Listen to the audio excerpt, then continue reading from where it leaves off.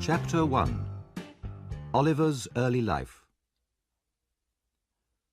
Oliver Twist was born in a workhouse, and when he arrived in this hard world, it was very doubtful whether he would live beyond the first 3 minutes. He lay on a hard little bed and struggled to start breathing. Oliver fought his first battle without much assistance from the two people present at his birth. One was an old woman, who was nearly always drunk, and the other was a busy local doctor, who was not paid enough to be very interested in Oliver's survival. After all, death was a common event in the workhouse, where only the poor and homeless lived. However, Oliver managed to draw his first breath, and then announced his arrival to the rest of the workhouse by crying loudly. His mother raised her pale young face from the pillow and whispered, "Let me see the child and die." The doctor turned away from the fire, where he had been warming his hands. "You must not talk about dying yet," he said to her kindly. He gave her the child to hold. Lovingly, she kissed the baby on its forehead with her cold white lips, then stared wildly around the room, fell back, and died. "Poor dear," said the nurse, hurriedly putting a green glass bottle back in the pocket of her long skirt. The doctor began to put on his coat. "The baby is weak and will probably have difficulties," he said. "If so, give it a little milk to keep it quiet." Then he looked at the dead woman. "The mother was a good-looking girl. Where did she come from?" "She was brought here last night," replied the old woman. "She was found lying in the street. She'd walked some distance, judging by her shoes, which were worn to pieces. Where she came from, where she was going to, or what her name was, nobody knows." The doctor lifted the girl's left hand. "The old story," he said sadly, shaking his head. "No wedding ring, I see. Ah, good night." And so Oliver was left with only the drunken nurse. Without clothes, under his first blanket, he could have been the child of a king or a beggar. But when the woman dressed him later in rough cotton clothes, yellow with age, he looked exactly what he was, an orphan in a workhouse, ready for a life of misery, hunger, and neglect. Oliver cried loudly. If he could have known that he was a workhouse orphan, perhaps he would have cried even more loudly. There was no one to look after the baby in the workhouse, so Oliver was sent to a special baby farm nearby. There, he and 30 other children rolled around the floor all day without the inconvenience of too much food or too much clothing. Mrs. Mann, the old woman who looked after them, was very experienced. She knew what was good for children, and a full stomach was very dangerous to their health. She also knew what was good for herself, so she kept for her own use the money that she was given for the children's food.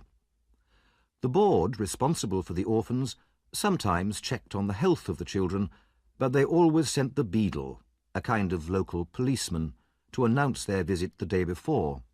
So whenever the board arrived, of course, the children were always neat and clean. This was the way Oliver was brought up. Consequently, at the age of 9, he was a pale, thin child and short for his age. But despite frequent beatings by Mrs. Mann, his spirit was strong, which was probably the reason why he managed to reach the age of 9 at all. On Oliver's 9th birthday, Mr. Bumble the Beadle came to the house to see Mrs. Mann. Through the front window, Mrs. Mann saw him at the gate and turned quickly to the girl who worked with her. "Quick, take Oliver and those others upstairs to be washed," she said. Then she ran out to unlock the gate. It was always kept locked to prevent official visitors walking in unexpectedly. "I have business to talk about," Mr. Bumble told Mrs. Mann as he entered the house. He was a big, fat man, often bad-tempered, and was full of self-importance. He did not like to be kept waiting at a locked gate. Mrs. Mann took his hat and coat, placed a chair for him, and expressed great concern for his comfort. "You've had a long walk, Mr. Bumble," she said, "and you must be thirsty." She took out a bottle from the cupboard. "No, thank you, Mrs. Mann, not a drop." He waved the bottle away. "Just a little drop, Mr. Bumble, with cold water," said Mrs. Mann persuasively. Mr. Bumble coughed. "What is it?" he asked, looking at the bottle with interest. "Gin. I keep it for the children's medicine drink." "You give the children gin, Mrs. Mann?" asked Mr. Bumble, watching as she mixed his drink. "Only with medicine, sir. I don't like to see them suffer." "You're a good woman, Mrs. Mann." Mr. Bumble drank half his glass immediately. "I'll tell the board about you. Now, the reason why I'm here. Oliver Twist is 9 years old today.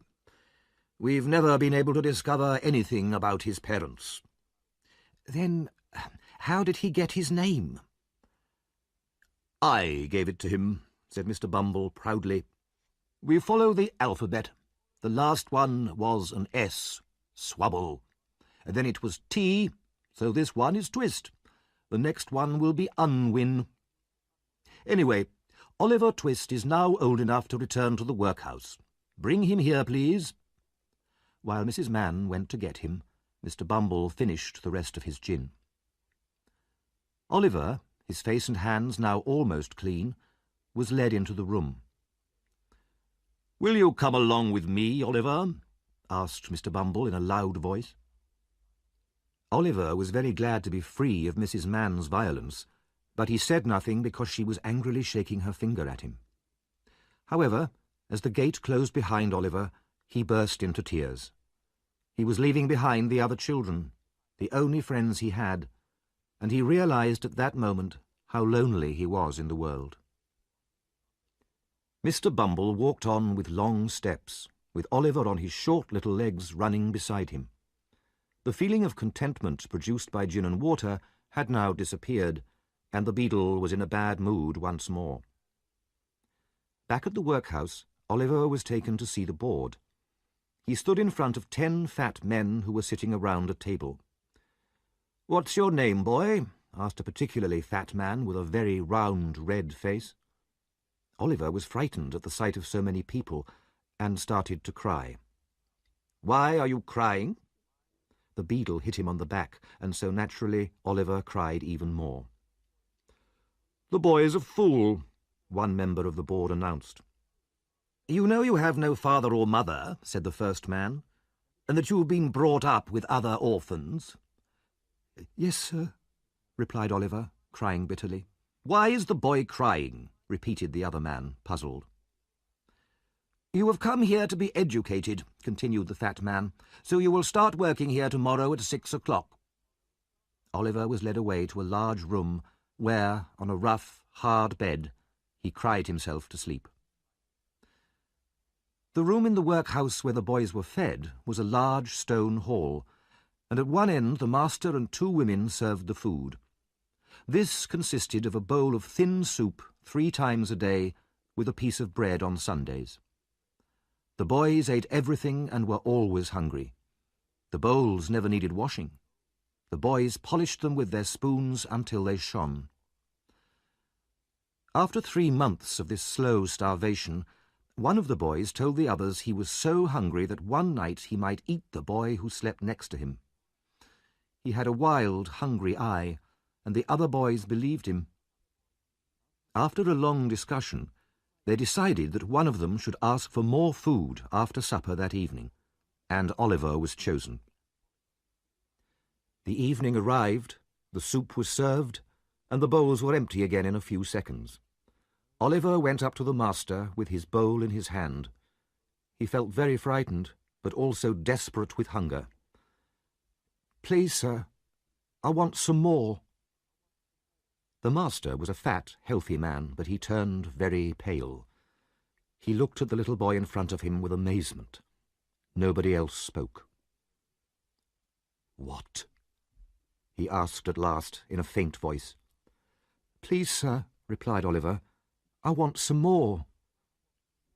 The master hit him with the serving spoon, then seized Oliver's arms and shouted for the beadle. The beadle came quickly, heard the dreadful news, and immediately ran to tell the board. "He asked for more?" Mr. Limpkins, the fattest board member, asked in horror. "Bumble, is this really true?" "That boy will be hanged," said the man who earlier had called Oliver a fool. "You see if I'm not right." Oliver was led away to be locked up, and a reward was offered to anybody who would take him away and use him for work.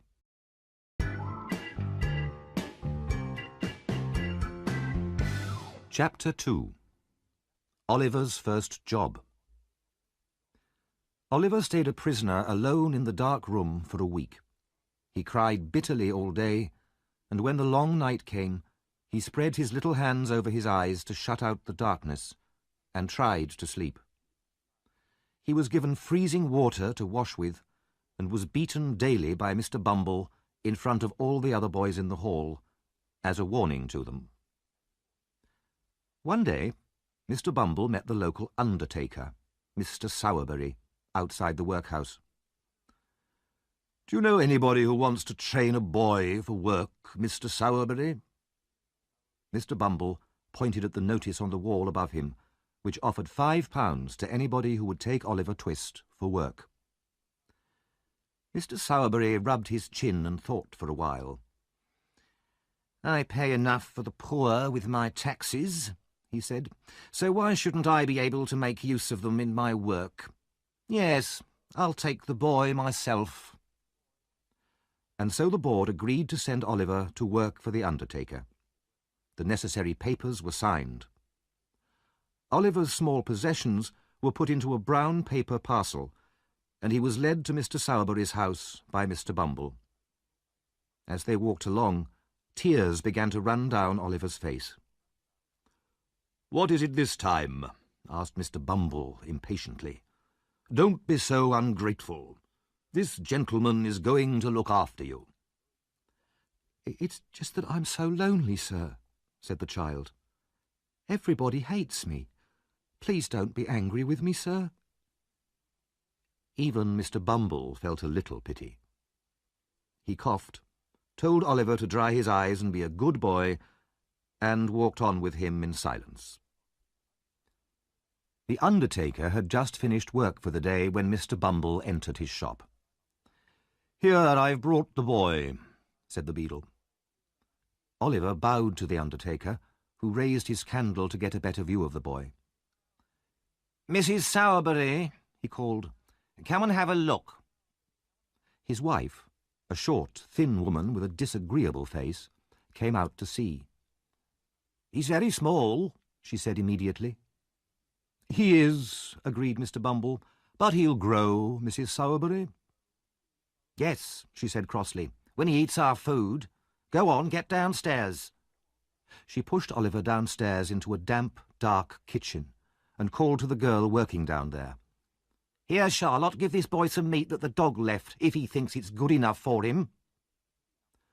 Oliver tore the meat to pieces with his teeth as if he were a wild animal.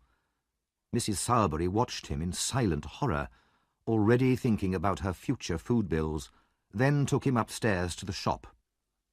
"You'll sleep here among the coffins," she said.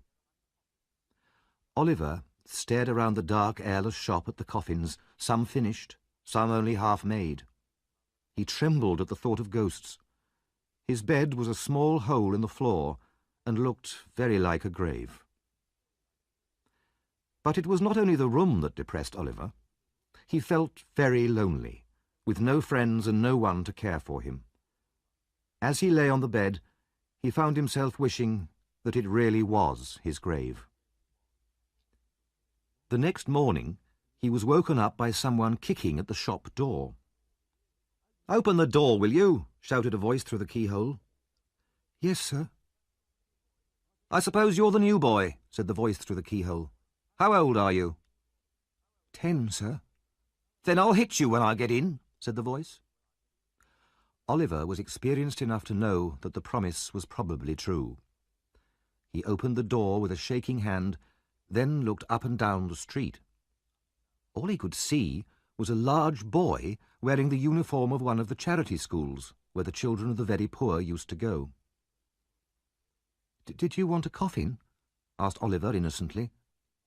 The charity boy looked at him fiercely. "You'll be needing a coffin soon, workhouse, if you make jokes like that. I'm Mr. Noah Claypole, and you're working under me. Now hurry up and open the curtains." As he said this, he kicked Oliver and entered the shop. He was a big, clumsy boy of about 14, with a large head and very small eyes. Added to these attractions were a red nose and dirty yellow trousers. The boys went down to breakfast, which the girl Charlotte had made for them. She gave an extra piece of meat to Noah, then told Oliver to hurry up, as it was his job to look after the shop. "Did you hear that, workhouse?" shouted Noah. "He heard, Noah," said Charlotte. "Leave him alone." "Why?" asked Noah. "All his relations have already left him alone. His mother and father aren't going to interfere with him." Charlotte and Noah both started laughing loudly. Oliver sat alone in the corner, eating old bits of bread. Noah was a charity boy, but not a workhouse orphan. He at least knew who his parents were. But for a long time, all the local shop boys had insulted him because he wore the uniform of a charity boy. Now fortune had brought him a creature in an even lower position in society than himself. Noah intended to repay to Oliver every insult he had ever received, and to make the new boy's life a misery. After a few weeks, Mr. Sowerberry decided that he liked Oliver's appearance enough to train him in the undertaking business. Oliver's permanent expression of sadness was very suitable, the undertaker thought, for collecting dead bodies from houses and accompanying the coffins to funerals. One day, Mr. Bumble came to tell them about a woman who had died in an extremely poor part of the town, and Sowerberry and Oliver went to collect the body. They went down dirty, narrow streets, where the houses on either side were tall and large, but very old. Some of the houses were almost falling down, and had to be supported by huge blocks of wood. The area was so poor that even the dead rats in the street looked as though they had died of hunger. They found the right house, and climbed the dark stairs to a miserable little room. Some children watched them from the shadows as they entered. Something lay beneath a blanket on the floor in one corner. A man and an old woman stood near the body. Oliver was afraid to look at them. With their thin faces and sharp teeth, they looked like the rats he had seen outside. As Sowerberry began to measure the body for a coffin, the man knelt on the floor and cried out, "She starved to death, I tell you. That's why she died." He fell to the floor, and all the children behind him started to cry. Sowerberry and Oliver, their work done, left as fast as they could. They returned the next day with the coffin, and 4 men from the workhouse who were to carry it. The man and the old woman followed the coffin to the church, and waited silently by the grave for the priest to arrive. When at last he came, he hurried through the burial prayers, and as quickly as possible, it was only a job after all, the coffin was put into the ground. At this point the husband, who had not moved once during his wife's burial, not even during the long wait for the priest, suddenly fainted to the ground and had to have cold water thrown over him. "So, how did you like it, Oliver?" asked Sowerberry later as they walked home. Not very much, sir," Oliver answered truthfully. "You'll get used to it, my boy." Oliver wondered how long that would take, and remained silent all the way back to the shop, thinking about everything that he had seen and heard.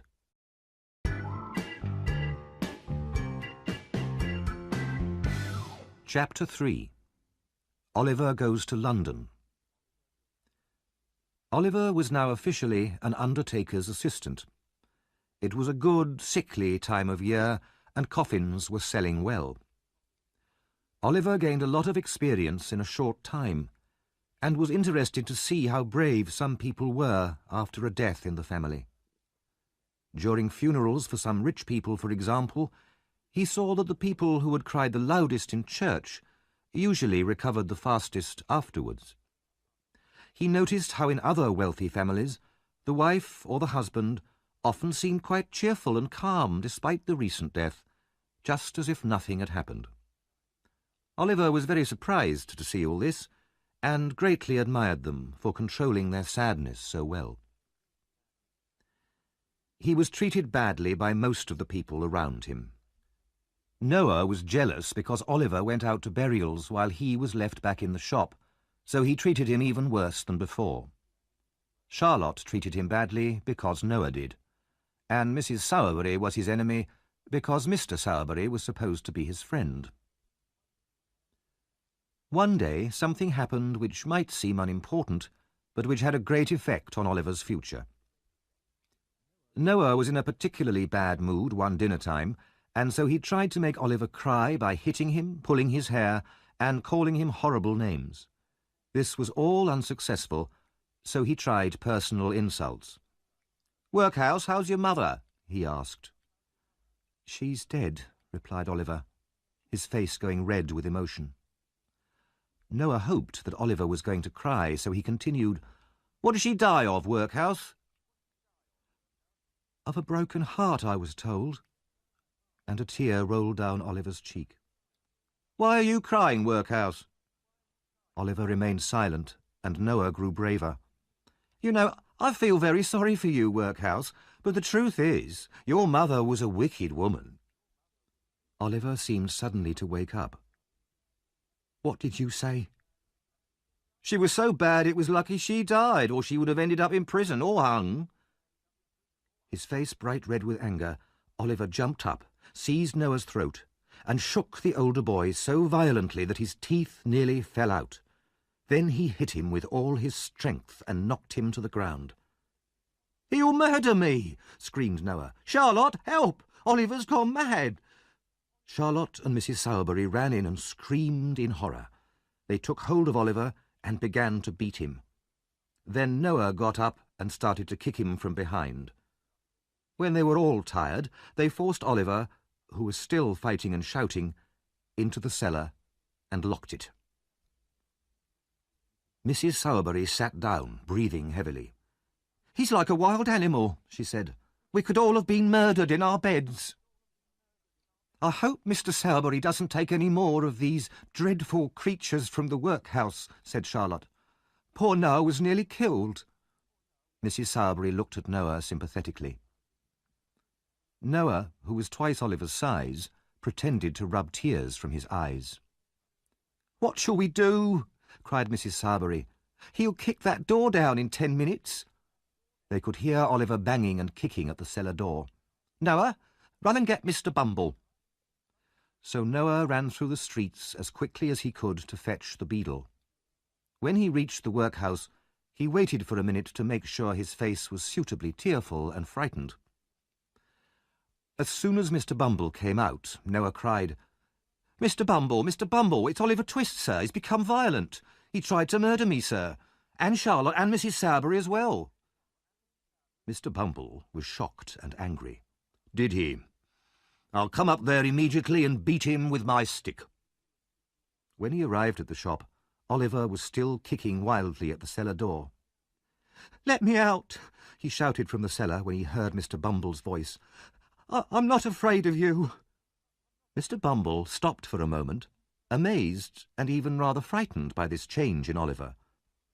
Then he said to Mrs. Sowerberry, "It's the meat that's caused this, you know." "What?" "Meat, madam. You fed him too well here. Back in the workhouse this would never have happened." "I knew I was too generous to him," said Mrs. Sowerberry, raising her eyes to the ceiling. At that moment, Mr. Sowerberry returned, and hearing what had happened, according to the ladies, he beat Oliver so hard that even Mr. Bumble and Mrs. Sowerberry were satisfied. Mr. Sowerberry was not a cruel man, but he had no choice. He knew that if he didn't punish Oliver, his wife would never forgive him. That night, alone in the room with the coffins, Oliver cried bitter, lonely tears. He did not sleep, and very early in the morning, before anyone was awake, he quietly unlocked the shop door and left the house. He ran up the street and through the town as far as the main road, where he saw a sign that told him it was just 70 miles from there to London. The name London gave the boy an idea. That huge place. Nobody, not even Mr. Bumble, could ever find him there. He had heard old men in the workhouse say it was a good place for brave boys, and that there was always work there for those that wanted it.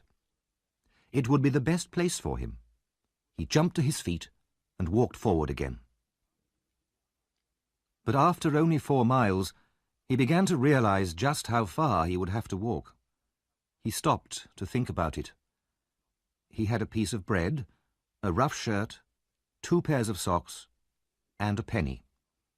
But he could not see how these would help him to get to London any faster, so he continued walking. He walked 20 miles that day. The only thing he had to eat was his piece of bread and some water which he begged from houses near the road. He slept the first night in a field, feeling lonely, tired, cold, and hungry. He was even hungrier the next morning when he woke up, and he had to buy some more bread with his penny. That day he walked only 12 miles. His legs were so weak that they shook beneath him. The next day he tried to beg for money, but large signs in some villages warned him that anyone caught begging would be sent to prison. Travellers on the road refused to give him money. They said he was a lazy young dog and didn't deserve anything. Farmers threatened to send their dogs after him. When he waited outside pubs, the pub owners chased him away because they thought he had come to steal something. Only 2 people were kind enough to feed him, an old woman and a gatekeeper on the road. If they had not given him some food, he surely would have died like his mother. Early on the 7th morning of his journey, Oliver finally reached the little town of Barnet, just outside London. Exhausted, he sat down at the side of the road. His feet were bleeding, and he was covered in dust. He was too tired even to beg. Then he noticed that a boy, who had passed him a few minutes before, had returned and was now looking at him carefully from the opposite side of the road. After a long time, the boy crossed the road and said to Oliver, "Hello, what's the matter then?" The boy was about Oliver's age, but was one of the strangest-looking people he had ever seen. He had a dirty, ordinary boy's face, but he behaved as if he were an adult. He was short for his age and had little, sharp, ugly eyes. His hat was stuck on top of his head, but it looked as though it would blow off at any minute. He wore a man's coat which reached almost down to his feet, with sleeves so long that his hands were completely covered. "I'm very tired and hungry," answered Oliver, almost crying. "I've been walking for a week." "A week? The magistrate's order, was it?" "The magistrate? What's that?"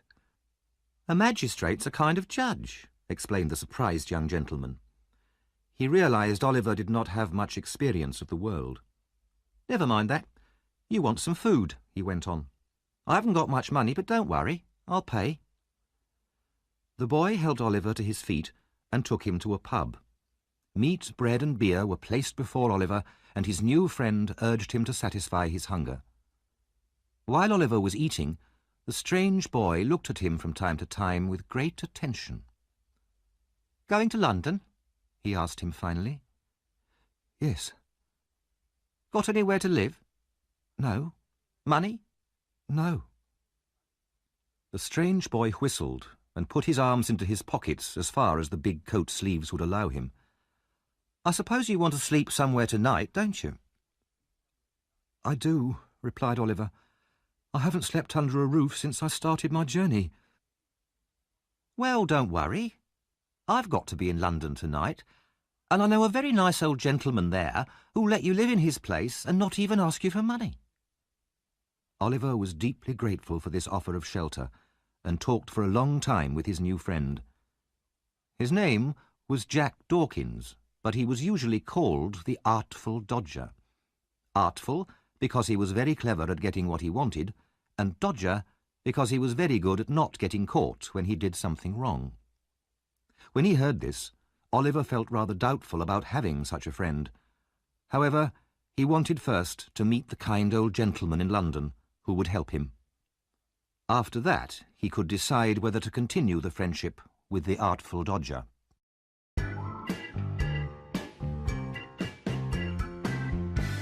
Chapter 4. Oliver in London. For some reason, the Dodger did not want to enter London during daylight, so it was nearly 11 o'clock at night when they got near the centre. Oliver had never seen a dirtier or more miserable place. The streets in this district were narrow and muddy, and there were terrible smells everywhere. Children wandered around even at this time of night, in and out of the many shops, playing and screaming. The pubs were full of people fighting, and big, evil-looking men stood in doorways or at dark corners. Oliver almost wanted to run away, but just then the Dodger pushed open a door and pulled Oliver into a dark hall. "Who's there?" a voice cried out. "It's me," said the Dodger.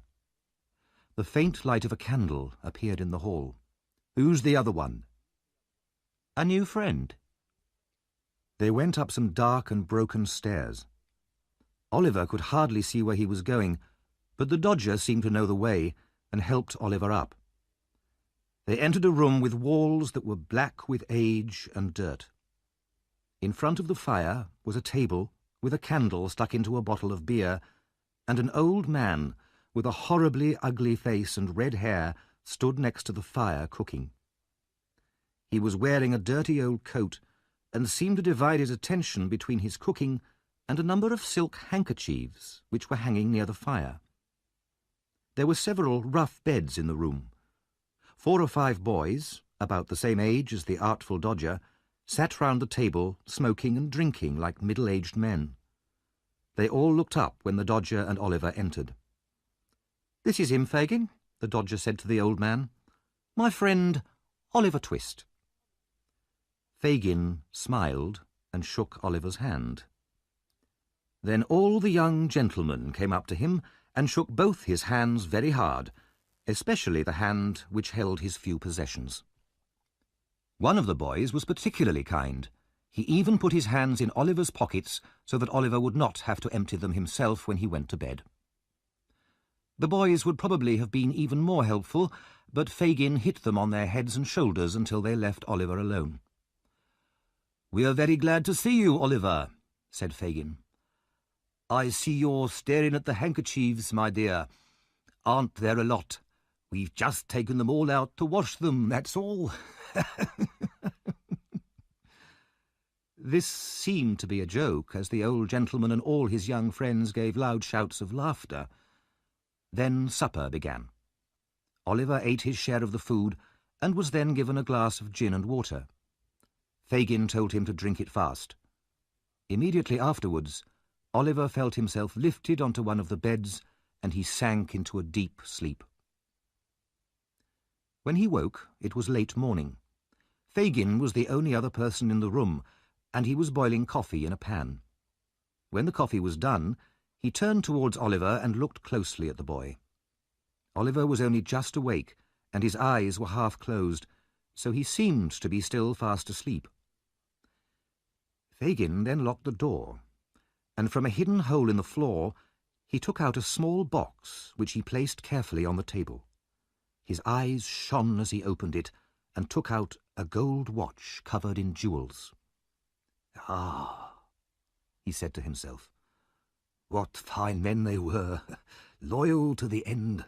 They never told the priest where the jewels were, nor about old Fagin, not even at the very end. And why should they? It was already too late. It wouldn't have stopped the rope going round their necks." Fagin took out at least 6 more watches, as well as rings and bracelets and many other valuable pieces of jewellery. He looked at them with pleasure, then replaced them. "What a good thing hanging is," he murmured.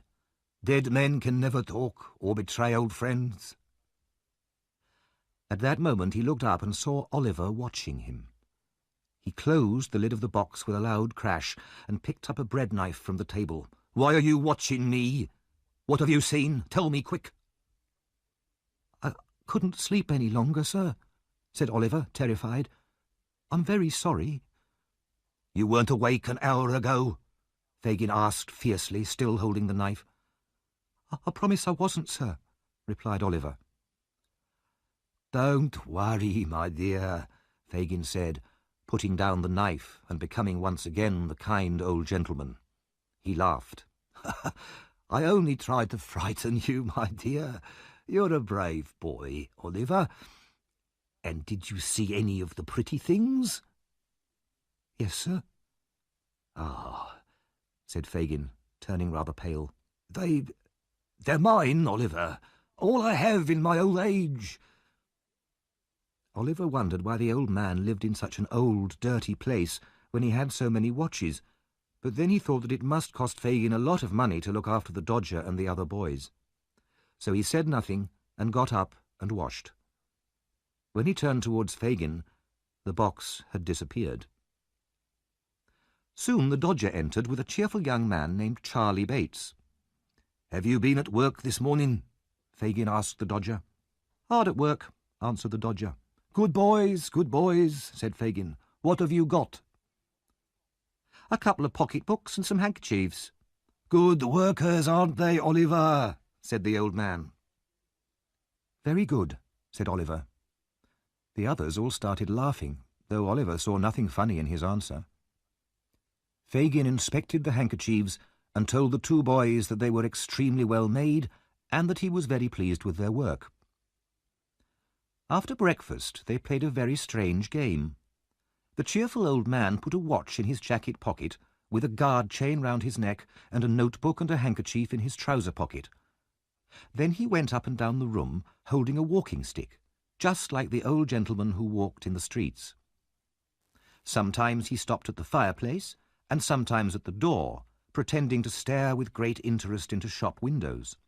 He would then constantly look round, as if afraid of thieves, touching all his pockets in such a natural and funny way that Oliver laughed until the tears ran down his face.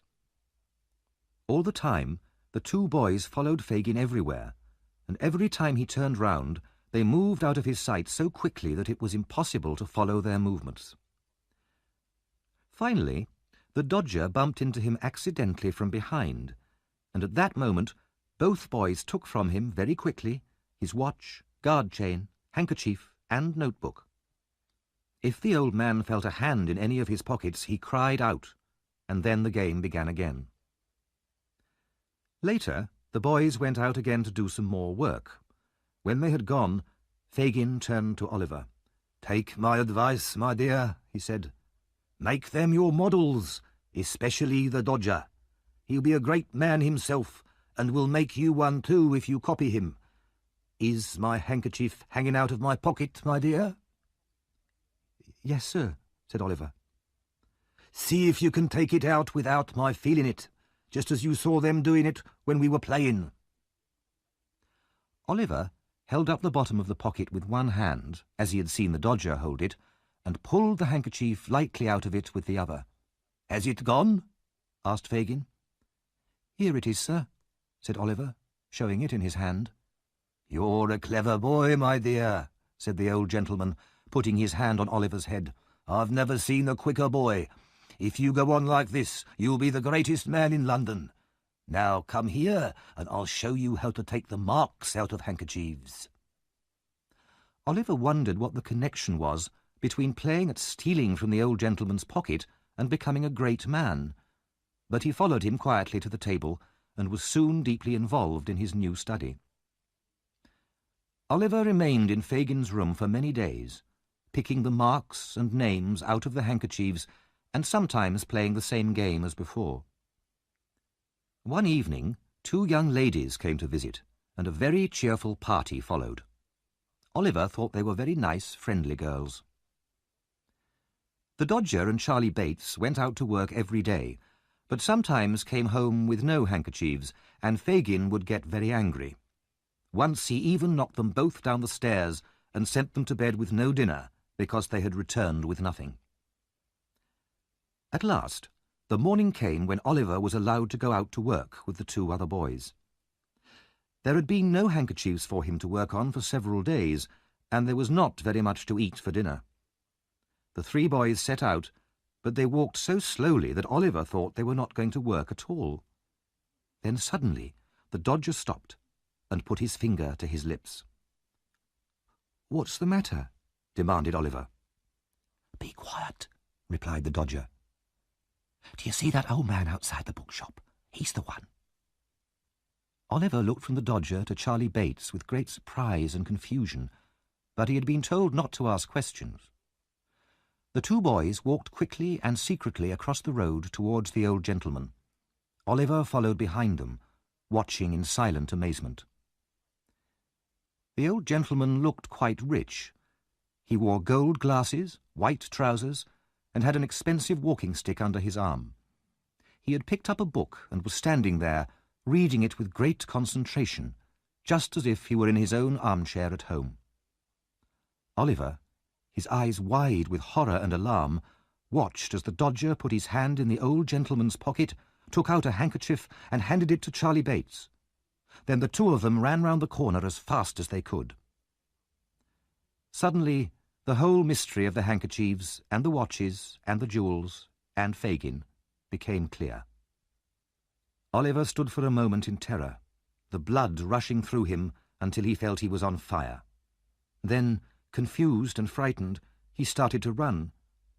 At the same time, the old gentleman, putting his hand to his pocket and realizing his handkerchief was missing, turned round. He saw Oliver running away, so he naturally thought Oliver was the thief. With loud cries of "Stop, thief!"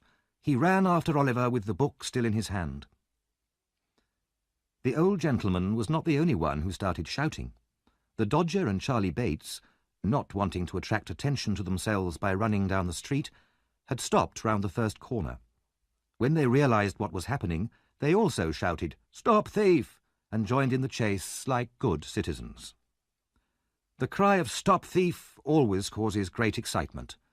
Everybody in the street stopped what they were doing and began to shout themselves.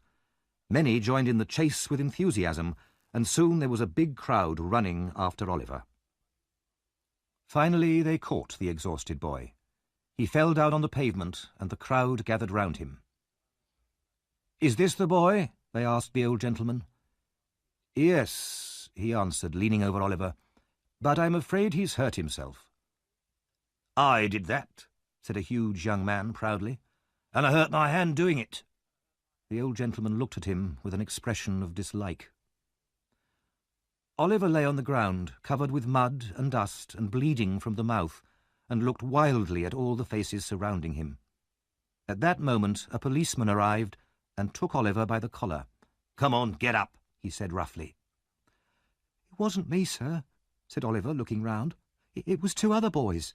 They're here somewhere." "Oh, no, they aren't," replied the policeman. In fact, he was right, as the Dodger and Charlie had quietly disappeared as soon as the crowd had caught Oliver. "Come on, get up." "Don't hurt him," said the old gentleman. "I won't," said the policeman, tearing Oliver's jacket half off his back as he lifted him up. The three of them started walking, followed by the excited crowd.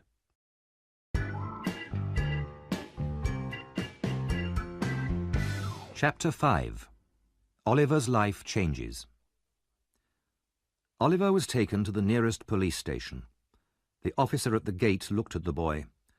"Another young thief, eh?" He turned to the old gentleman. "Are you the person who was robbed, sir?" "Yes, I am," replied the old gentleman, "but I'm not sure that this boy actually took the handkerchief. I don't really want to take him to court."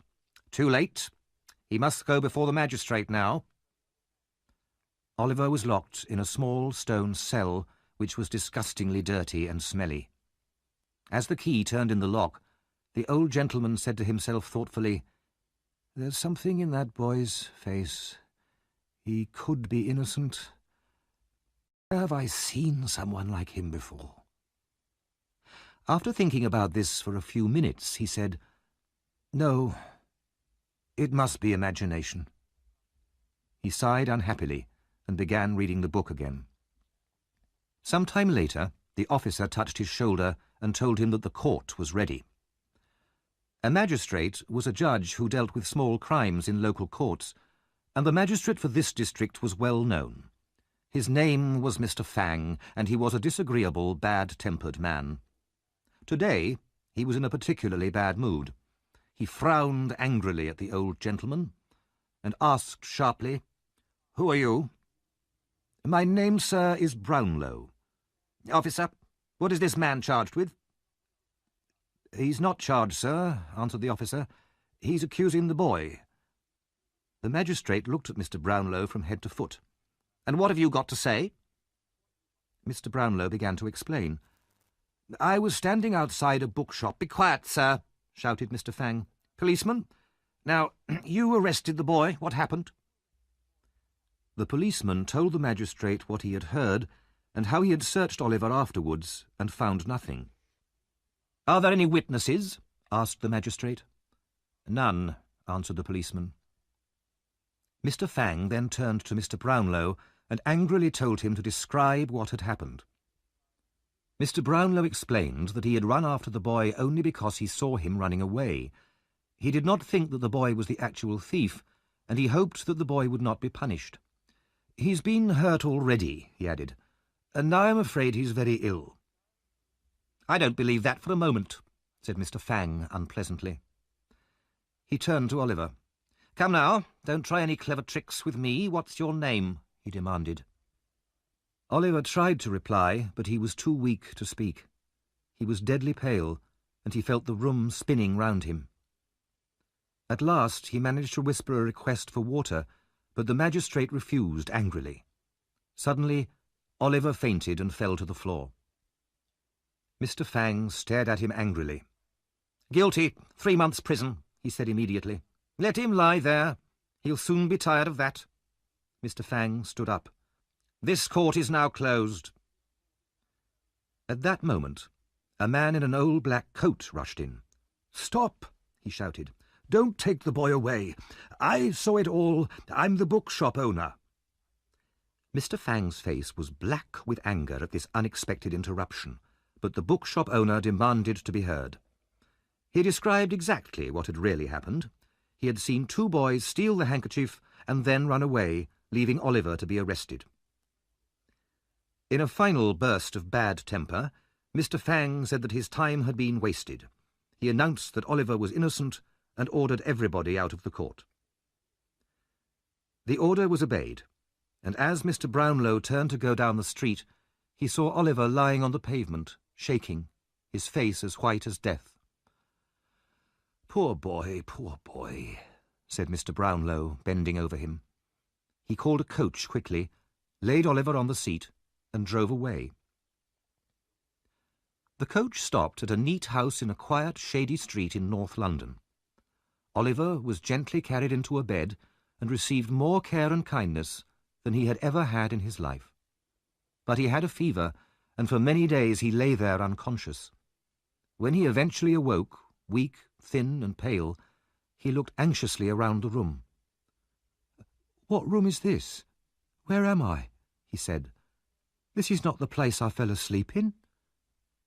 Mrs. Bedwin, the motherly old housekeeper, heard his words and instantly came to him. "Hush! Be quiet, my dear, or you'll be ill again. Lie down." He lay down and woke up again much later. After a while, he was able to sit up in a chair, although he was still too weak to walk. In this new position, he could see a picture of a woman hanging on the wall opposite. "Who is that, madam?" he asked the old housekeeper. "I don't know, my dear. Do you like it?" "The eyes look so sad, and they seem to be staring at me, as if the person was alive and wanted to speak to me but couldn't." "You're weak and nervous after your illness," Mrs. Bedwin said kindly. "Don't worry about things like that." Later that day, Mr. Brownlow came in, having heard that the boy was a little better at last. He was delighted to see that Oliver could sit up. But when he saw Oliver's face clearly, Mr. Brownlow stared hard at him. "I hope you're not angry with me, sir," said Oliver anxiously. "No, no, not in the least," he replied. Then he turned to the housekeeper. "But look, Mrs. Pedwin, look there." He pointed to the picture of the woman above Oliver's head, and then to the boy's face. It was a living copy of the picture. Even the expression was the same. Oliver did not understand what was happening. He was so alarmed by Mr. Brownlow's excitement that he fainted once more. The Dodger and Charlie Bates had left the crowd which was chasing Oliver as soon as they could. They went back to their house through the narrow streets, using a complicated route in case anyone was following them. Once they were safely away from other people, Charlie Bates rolled on the ground and laughed and laughed. "When I saw Oliver running away so fast round all the corners, bumping into walls, and all the time I had the handkerchief in my pocket." "But what will Fagin say?" asked the Dodger. "What do you mean?" The Dodger said nothing more, but led Charlie Bates into the house and up the stairs. When Fagin saw them enter, he rose to his feet. "Where's Oliver?" he asked them furiously. The two boys looked uneasily at each other, but said nothing. Fagin took hold of the Dodger's collar and shook him violently. "Tell me, or I'll kill you." The Dodger slid out of his coat in one smooth movement, leaving Fagin holding only the empty coat. "The police have got him," he said reluctantly. He looked round for a weapon to fight with, but Fagin already had a heavy metal pot in his hand. He threw it hard at the Dodger, but missed and hit Charlie Bates, who started to shout with fear. Suddenly, all this noise and confusion was silenced by a deep voice at the door. "What the devil's going on here?" the voice demanded. The owner of the voice was a big man of about 35 in a black coat and very dirty trousers, with a brown hat on his head and a dirty handkerchief around his neck. He also had a 3-day-old beard. A white dog with torn ears followed him into the room. The man kicked the dog into a corner and looked round at the signs of battle. "Are they trying to murder you, Fagin? I would if I was them. I'd have done it long ago. Now give me some beer and don't poison it." It was said as a joke, but if the man had seen the evil look on Fagin's face, he might have thought the warning was a necessary one. Fagin produced some beer, and as the fight appeared to be over, everybody sat down. In the conversation that followed, Fagin told the newcomer that Oliver had been caught by the police. "I'm afraid, Mr. Sykes," he said, "the boy may say something which will get us into trouble." "Very likely," said Bill Sykes, smiling unkindly. "You've got problems, Fagin." "And I'm afraid," added Fagin, ignoring Sykes's remark, "that if we're in trouble, then a lot of other people will be in trouble too, if you understand me, my dear." Sykes turned angrily towards the old man. There was a silence. Then Sykes said, "Somebody must find out what's happened. If he hasn't said anything yet, we must catch him when he leaves the police station." Fagin nodded. But there was a difficulty. None of them wanted to go anywhere near a police station. The problem was solved with the arrival of the two young ladies whom Oliver had met one evening in Fagin's house. "Nancy, my dear," Fagin said. He smiled sweetly at one of the young ladies. "Can you go to find out what's happened to Oliver?" The young lady answered calmly, "No, I won't." "You're the only one here that the police in this district don't know," said Sykes. "She'll go, Fagin." "No," repeated Nancy. "Yes, she will, Fagin." Sykes was right. With a mixture of threats and promises, he soon persuaded Nancy to go. She set off at once, and at the police station pretended to be a shy, frightened girl. "Is my poor little brother Oliver here?" she asked the officer with the keys. "He's not here," the officer replied. "The gentleman's got him."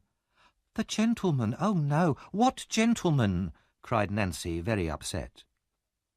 The policeman explained that Oliver had become ill and the old gentleman had taken him to his house in the Pentonville district of North London. Nancy, still looking terribly upset, left the station and hurried back to Fagin's house with this news. As soon as he heard it, Sykes called his white dog, put on his hat, and left without saying goodbye to anyone. "We must find him," Fagin said urgently to the rest of them. "No one can stay here. It's too dangerous now. All of you, walk around Pentonville and keep your ears open. Don't come back until you have some news of Oliver. If you can, kidnap him. We've got to keep him quiet before he starts talking about us to his new friends." With these words, he pushed them all from his room and double-locked the door behind them. Then he took out his hidden box and very carefully hid all the watches and the jewellery beneath his clothes.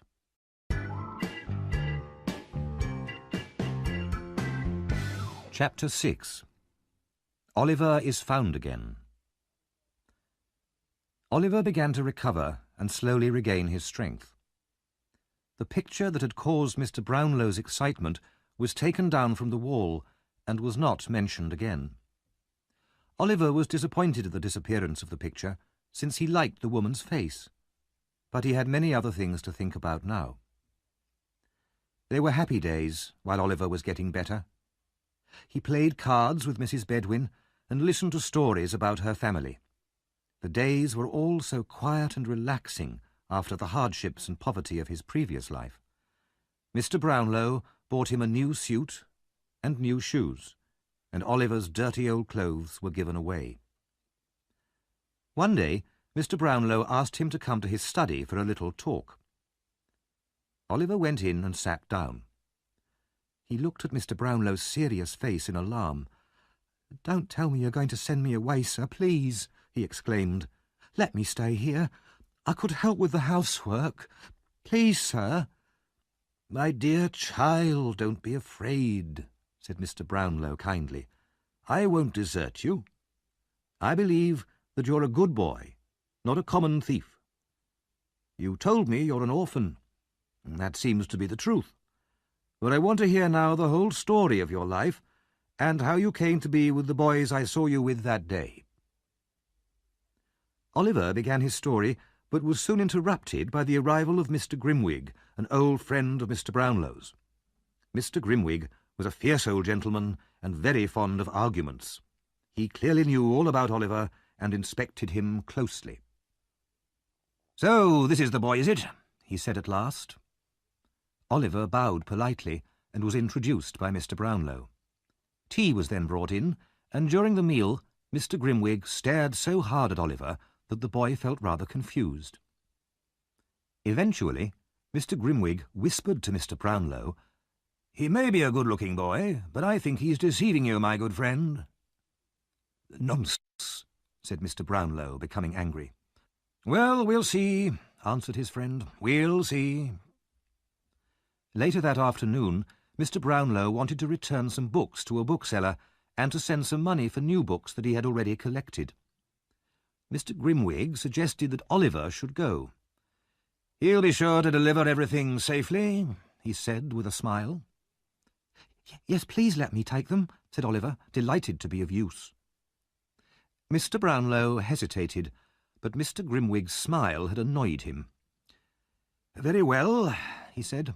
"Here are the books, Oliver, and a £5 note. The bookseller will give you 10 shillings change." "I won't be 10 minutes," replied Oliver eagerly, and he ran out into the street. "So you expect him to come back, do you?" inquired Mr. Grimwig. "Yes, I do," said Mr. Brownlow, smiling confidently. "Don't you?" "No. He has a new suit of clothes, some valuable books, and a £5 note in his pocket. He'll join his old friends the thieves and laugh at you. If he comes back, I'll eat my hat." The two men sat by the window with a pocket-watch between them and waited for Oliver's return. Oliver hurried through the streets to the bookshop, thinking how lucky he was. Suddenly, there was a loud scream behind him. "Oh, my dear brother!" Before he could look round, a pair of arms was thrown tightly around his neck. "Don't!" he cried, struggling. "Let go! Why are you stopping me? Who is it?" The young woman holding him started to cry loudly. "I've found him!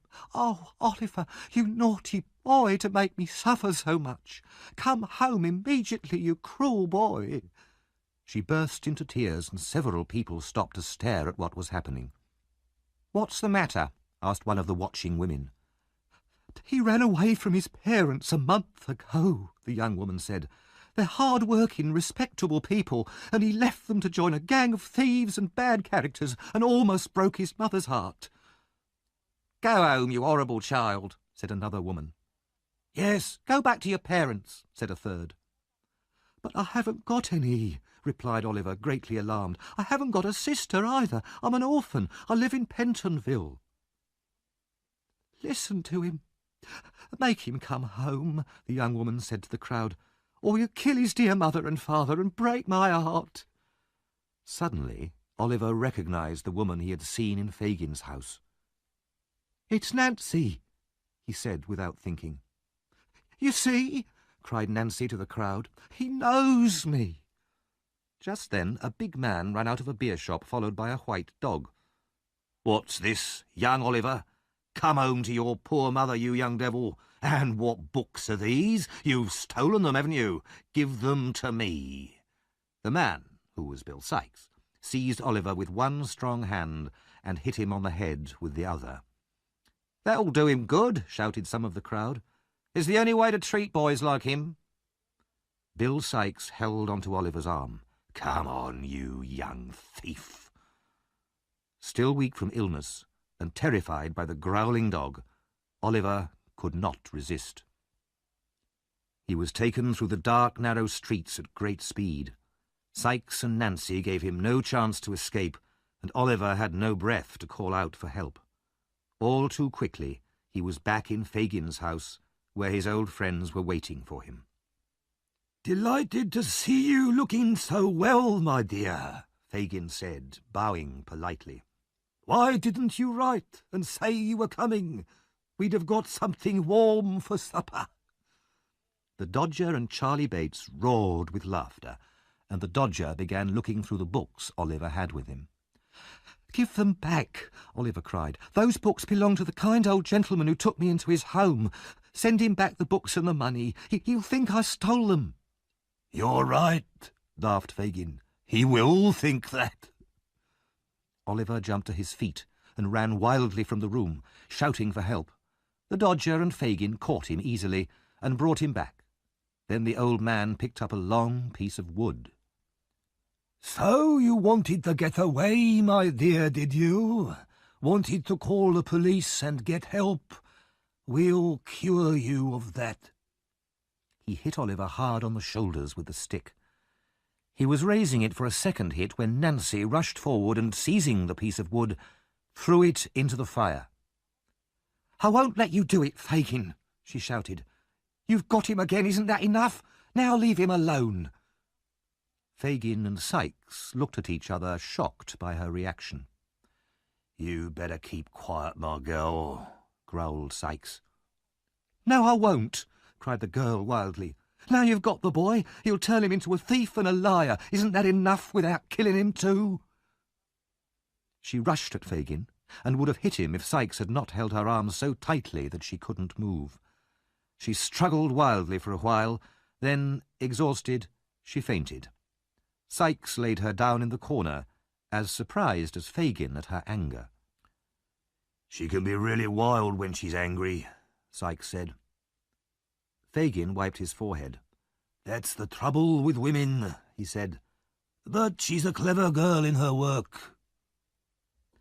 Then Charlie Bates and the Dodger took away Oliver's expensive new suit, gave him some old clothes, and locked him up in a dark room. Oliver felt tired and ill, and was soon fast asleep.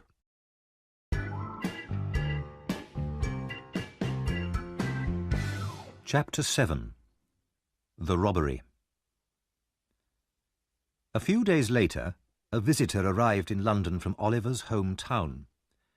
He was a large, fat man, and very proud of his hat, which showed the world that he was a most important official. It was, in fact, Mr. Bumble the Beadle, Oliver's old enemy. Mr. Bumble had completed his business in the city and had just finished a most satisfactory meal in a pub. He pulled up his chair to the fire to enjoy his hot gin and water in comfort and opened the newspaper. The first thing he saw was this notice. A reward of £5 is offered for any information leading to the discovery of a young boy, Oliver Twist, who was kidnapped from his home in Pentonville last Thursday evening.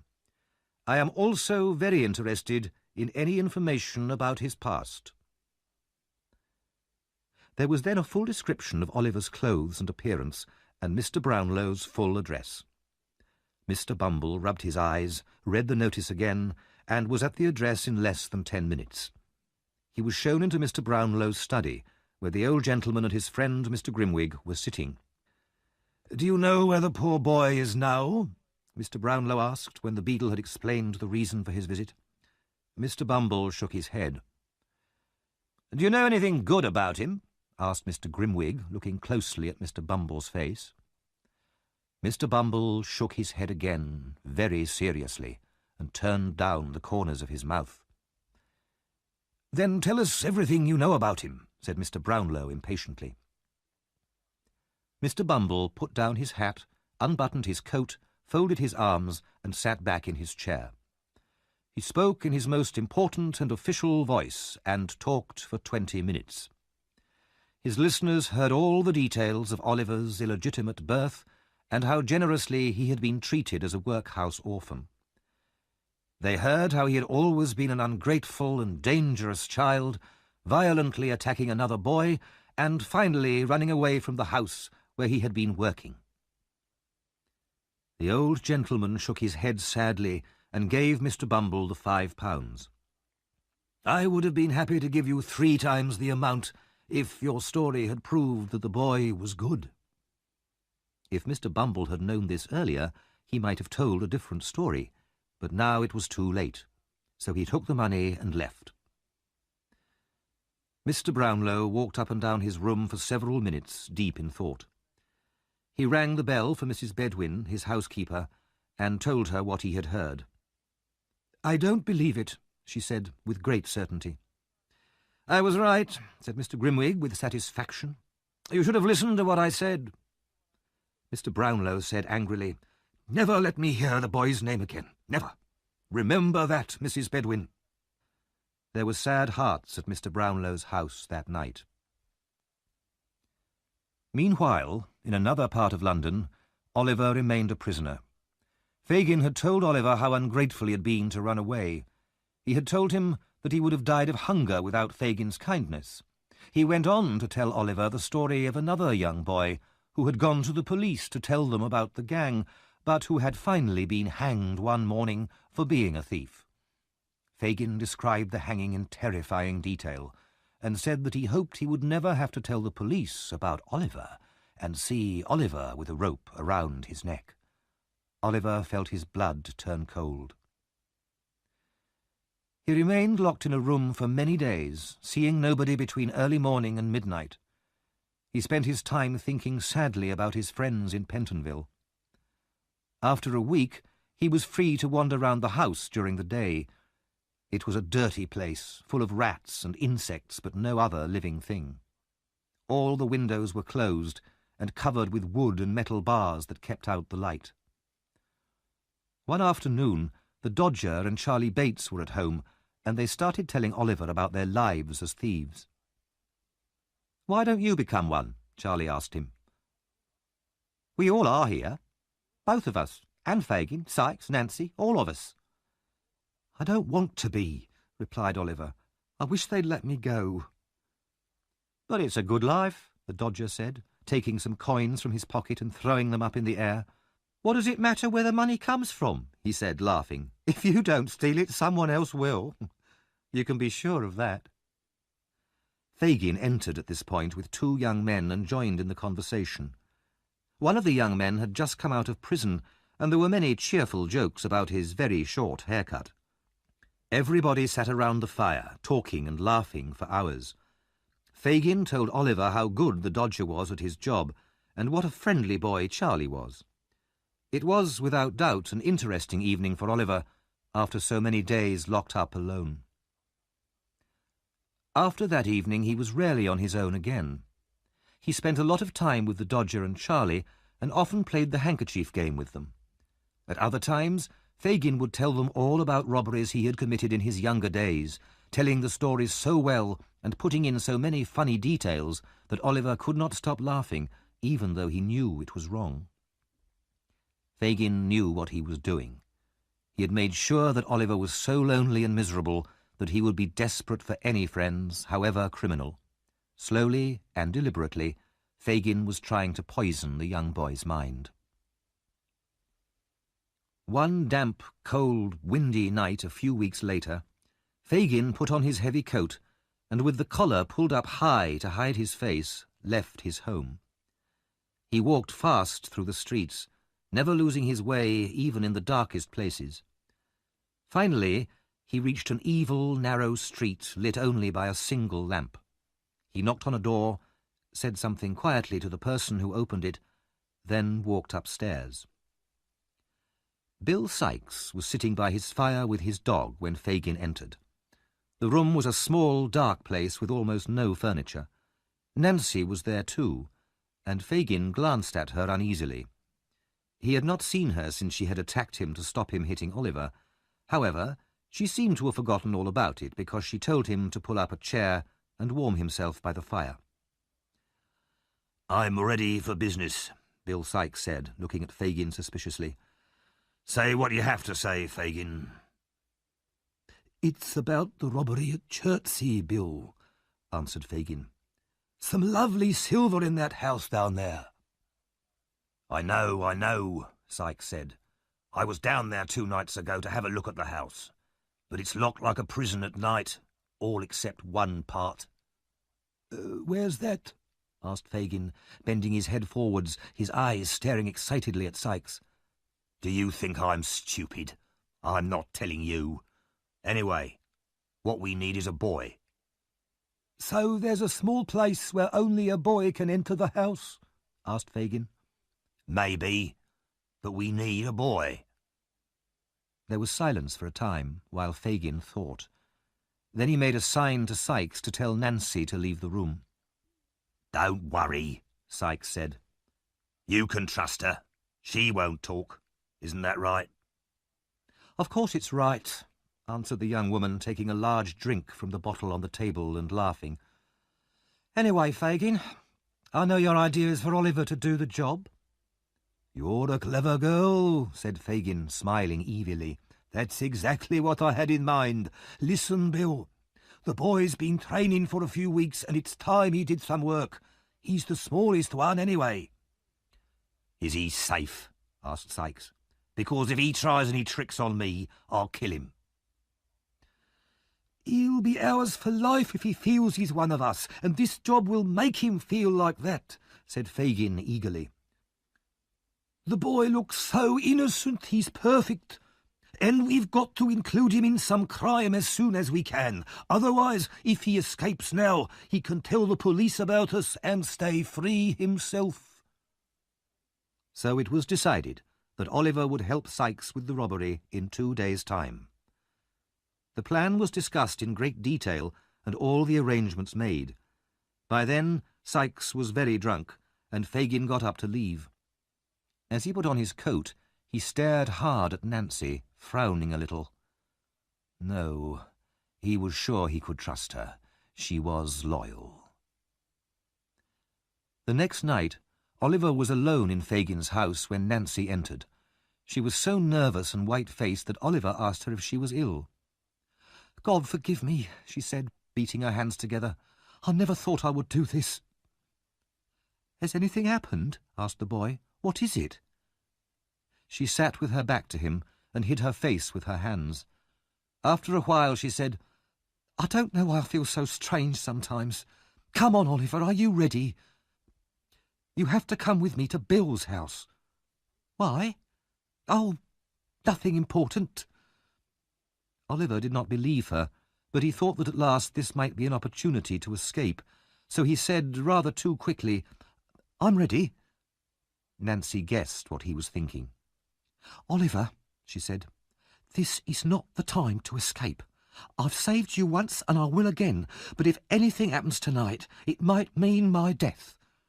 She said this so seriously that Oliver decided it must be true. He was quiet while they walked quickly through the streets to Sykes' house. Inside his room, Sykes sat Oliver down on a chair. Did he come quietly? He asked Nancy. Quiet as a mouse. Glad to hear it, said Sykes. Now listen to me, boy. He put a gun against Oliver's head. If you say one word when you're outside with me, I'll shoot you. Understand?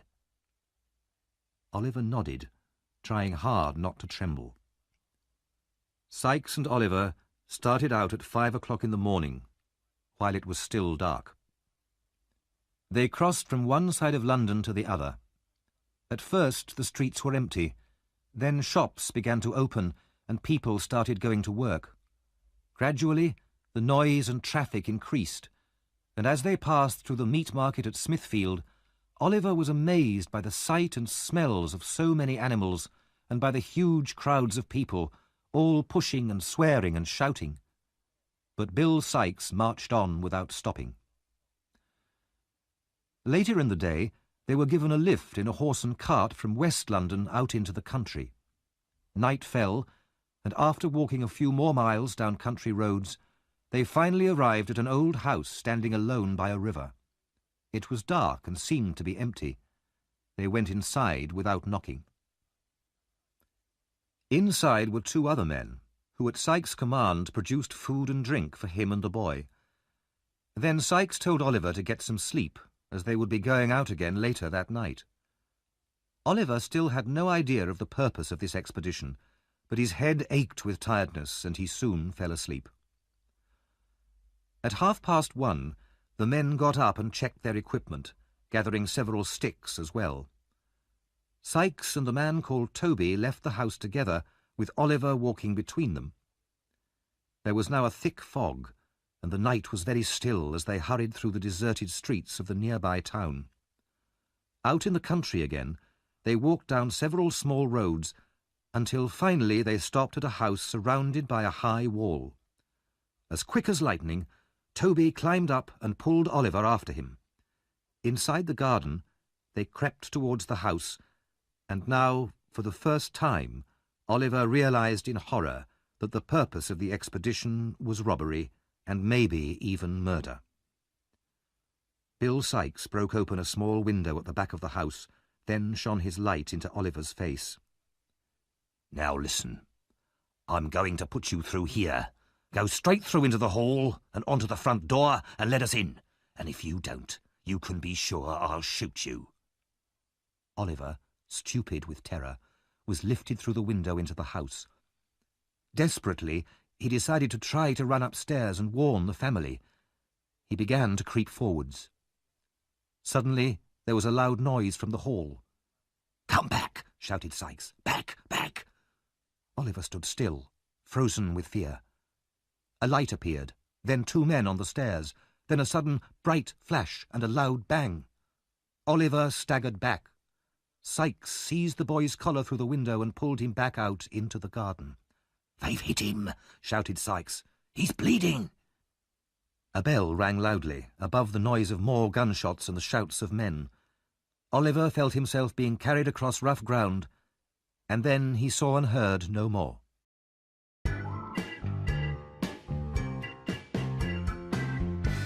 Chapter 8. After the Robbery. The night was bitterly cold. A sharp wind whipped the fallen snow up into the air and blew it into every hole and corner. It was a night for the homeless to lie down and die, and for luckier people to sit close to their fires and thank God they were at home. In the workhouse where Oliver was born, Mrs. Corney, the widow in charge, was making tea by her fire. When she heard a knock at her door, she frowned and called out sharply, "Come in."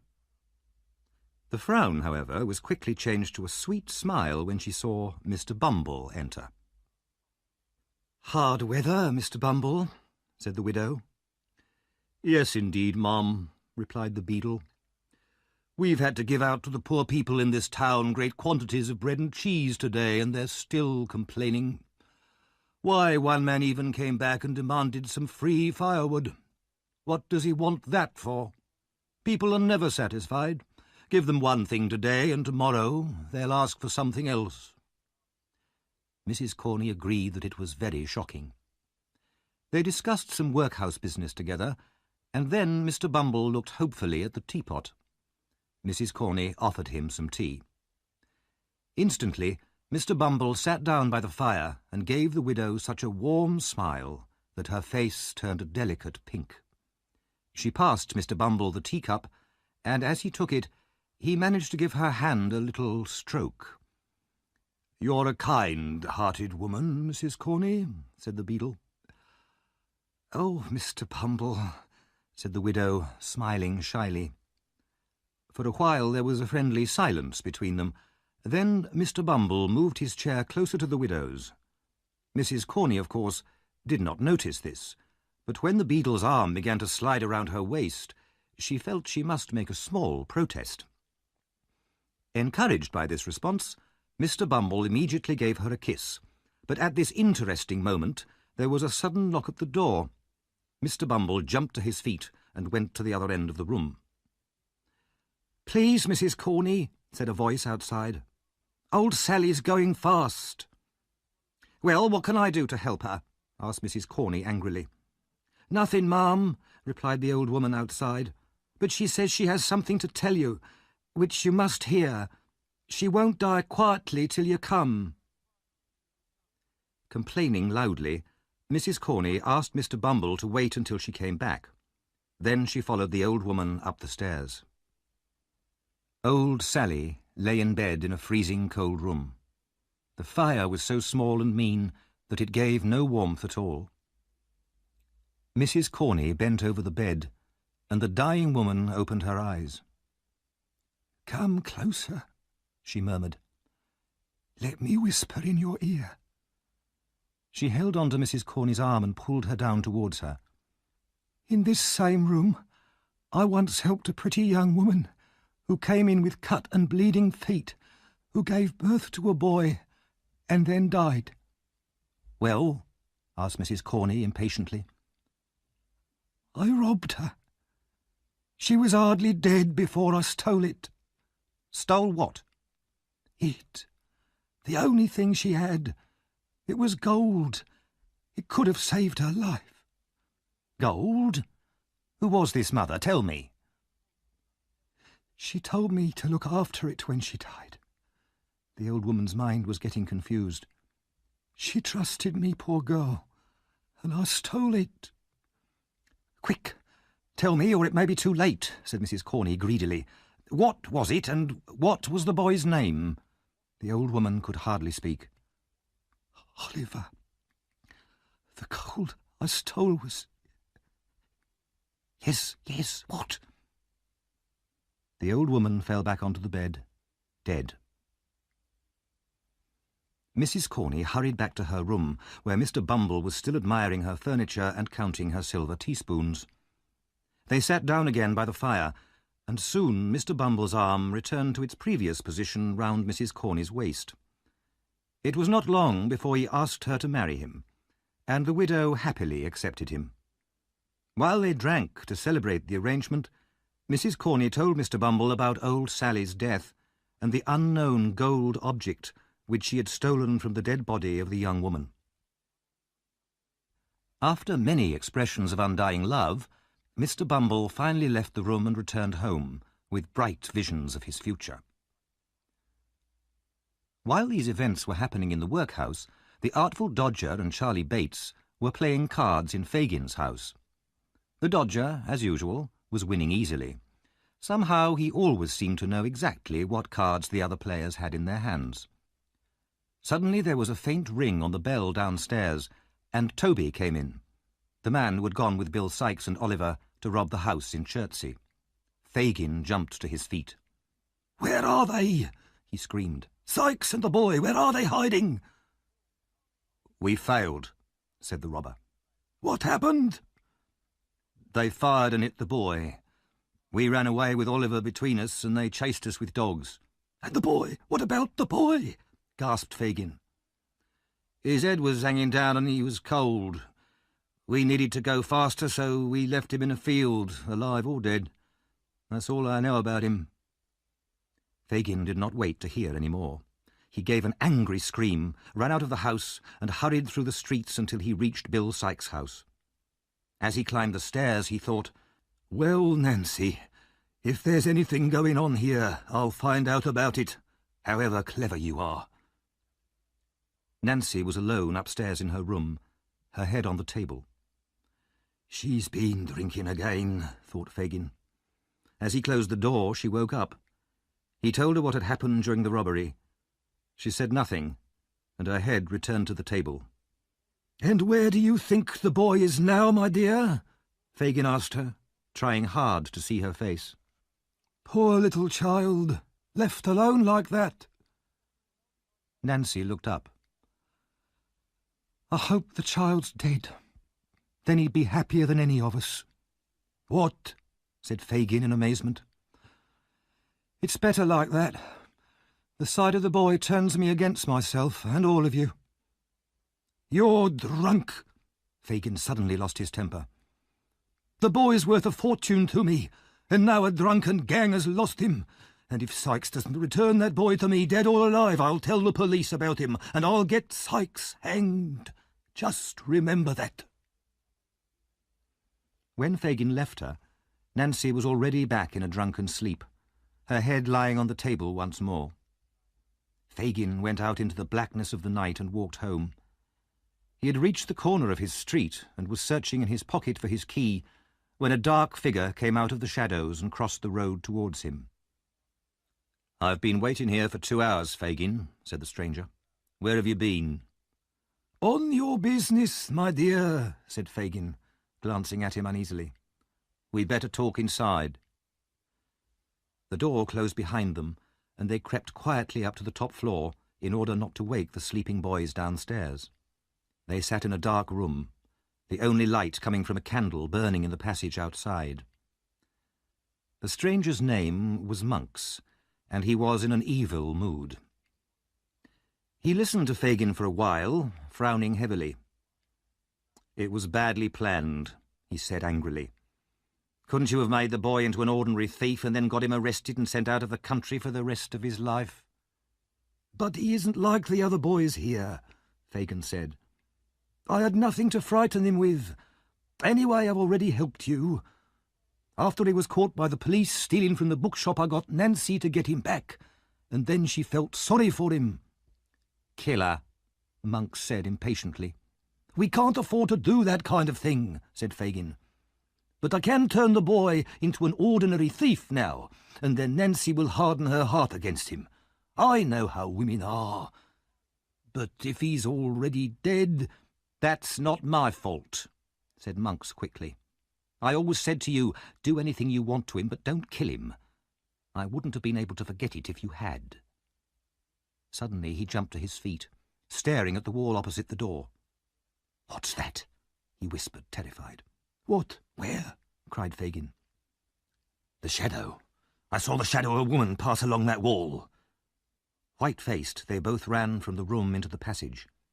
The candle threw long shadows down the stairs, but there was no one there. They listened. Only silence filled the house. "It was your imagination," said Fagin softly. "I swear I saw it," replied Monks. They searched all the upstairs rooms. They were empty and as quiet as death. Monks grew calmer and eventually left the house at 1 o'clock in the morning. The chase down at Chertsey the previous night had not lasted long. There was a lot of noise of men shouting and dogs barking as the servants from the house pursued the robbers across the fields. But Sykes and Toby wasted no time. They dropped Oliver's unconscious body in a field and disappeared into the fog and the darkness in different directions. The three pursuers lost enthusiasm for the chase and agreed among themselves that it was much too dangerous to continue. They returned to the house, keeping close together and trying to look brave. Morning came, but Oliver still lay in the field as if dead. It began to rain heavily, and after a while Oliver opened his eyes. His left arm was covered in blood and hurting badly. He felt so weak he could hardly stand, but he knew that if he stayed where he was, he would die. Gasping with pain, he forced himself to his feet and with slow, shaky steps began to walk. He had no idea where he was going and moved forward mechanically as though in a dream. After a while his feet found a road, and he looked round and saw a house in the distance. He decided he would rather die near human beings than in a cold field, so he turned his steps towards the house. As he came nearer, he realized that the house was familiar, and he felt faint with terror. But where else could he go? With a last effort, he crawled up the path and knocked on the door, then fell exhausted on the step. It was now mid-morning. Inside the house, the men servants were still describing the night's adventures to the cook and the servant girl, who gasped with appreciative horror at every exciting moment. They were all enjoying themselves very much, when there came a knock at the door. Pale with fright, they all stared at each other. Nobody was keen to answer the knock, so eventually they all went, including the dogs. Very cautiously they opened the door and saw nothing more alarming than poor Oliver curled up in a sad little heap on the step. Then one of the men gave a shout, seized the boy by a leg and pulled him into the hall. "Here he is," he cried excitedly. "Here's the thief. I shot him last night." A young lady appeared at the top of the stairs. "What's going on here? Quiet, please. Is this poor boy very hurt?" "Very," said the servant, proudly. "Then one of you go to town as fast as you can and fetch a policeman and Dr. Losberne. The rest of you help to carry the boy upstairs and put him to bed. Treat him kindly, I beg you."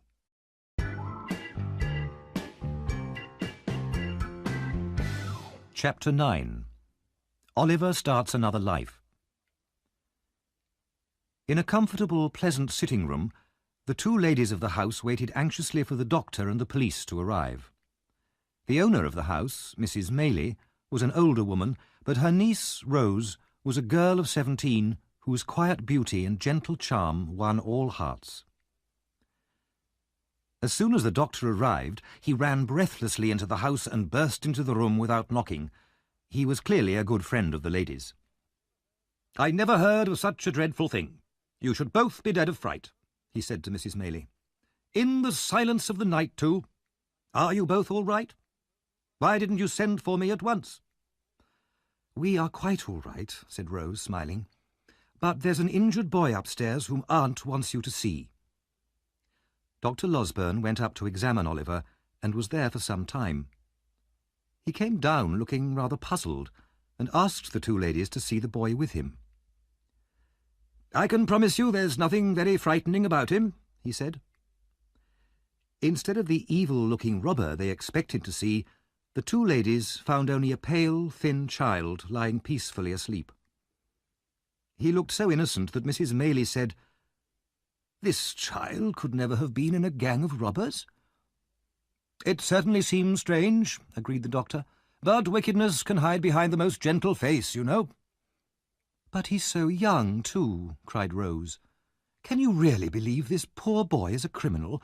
Oh, Dr. Losberne and my dear aunt, I beg you both to have pity on him." Mrs. Maylie did not need persuading, and the doctor could not resist Rose's tears. He had, in fact, an extremely kind heart, which he tried to hide behind a quick, fierce manner, though this usually deceived no one. "Well, what's to be done, then?" he said quickly. "We'll have the police here at any moment, ready to take the boy away and throw him into prison." Rose begged him to think of a plan, and the doctor thought hard for a few minutes, frowning fiercely. At last he said, "I've got it," and rubbed his hands together in satisfaction. A little later, Oliver woke up and was very anxious to tell his story, although he had lost a lot of blood and was very weak. When the doctor and the ladies had heard all about his sad life, they were quite sure that they wanted to save Oliver from any unfair punishment. So Dr. Losberne went down to the kitchen to talk to the 3 servants who had surprised Sikes and Oliver during the robbery. The doctor folded his arms and gave the men a long, hard stare. "Tell me," he began, "can you be absolutely sure that the boy upstairs is the same one that was in the house last night? Well?" The doctor, usually such a friendly man, seemed so angry that the servants stared at him open-mouthed. The doctor gave them no time to think and went on fiercely, "3 men see a boy for about a second in the dark in the middle of a lot of smoke and noise. A boy comes to the same house the next day, and because one arm is injured, they think he must be the robber. Are you going to swear that this is the same boy? Well, what do you say?" he finished impatiently. The servants looked at each other in great confusion. Suddenly there was a ring at the gate. The police officers had finally arrived. Dr. Losberne gave orders that plenty of beer should be served before the officers went up to see Oliver. He also made sure that the servants had a generous amount of beer too. When the officers were finally allowed to see Oliver, Dr. Losberne said, "This is a boy who was shot this morning while walking on a farmer's property where he shouldn't have been. The servants saw him and immediately thought he must be the same boy from last night. But now they say they're sure it's not the same boy." The servants were by now so confused by beer and excitement that they were not sure of anything at all. The robbers had certainly had a boy with them, they said, but whether this boy was the same boy, well, it seemed very doubtful. The police, too, had drunk quite a lot of beer by now, and before long they were very willing to believe that Oliver was not the robber of the night before. They had their own ideas about who committed all the robberies in the area, and Oliver was unknown to them. At last the police left, and Oliver was allowed to recover in the kind care of Mrs. Maylie, Rose, and Dr. Losberne. It was several weeks before he was well enough to get out of bed, but then he quickly grew stronger, and every day told his rescuers how grateful he was. One thing, however, caused him unhappiness. He wanted to find Mr. Brownlow, the kind old man who had looked after him in London. "Mr. Brownlow would be pleased to know how happy I am now," he said. So when Dr. Losberne offered to take Oliver to London to see Mr. Brownlow, the boy was very pleased. They set out by coach one fine morning, and when they arrived in London, they went straight to Mr. Brownlow's house. Oliver's heart beat with excitement as they stopped outside. But the house was empty. They were told by the people next door that Mr. Brownlow had moved to the West Indies 6 weeks before. Oliver was very disappointed. He had thought about Mr. Brownlow so much recently, and had always hoped to find him again.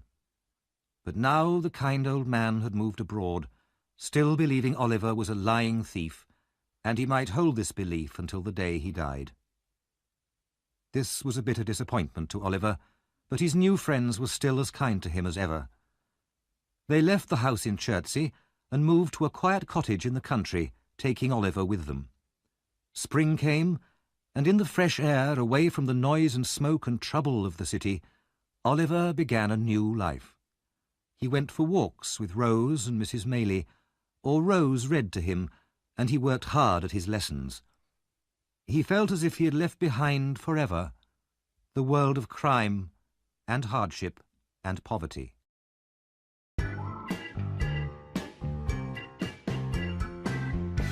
Chapter 10. Life in the Country. The weeks slipped contentedly past, and spring turned into summer. Oliver was now a strong and healthy boy, and very fond of Rose and Mrs. Maylie, as they were of him. One hot summer evening, after a walk in the country, Rose became very weak and pale, and confessed she felt ill.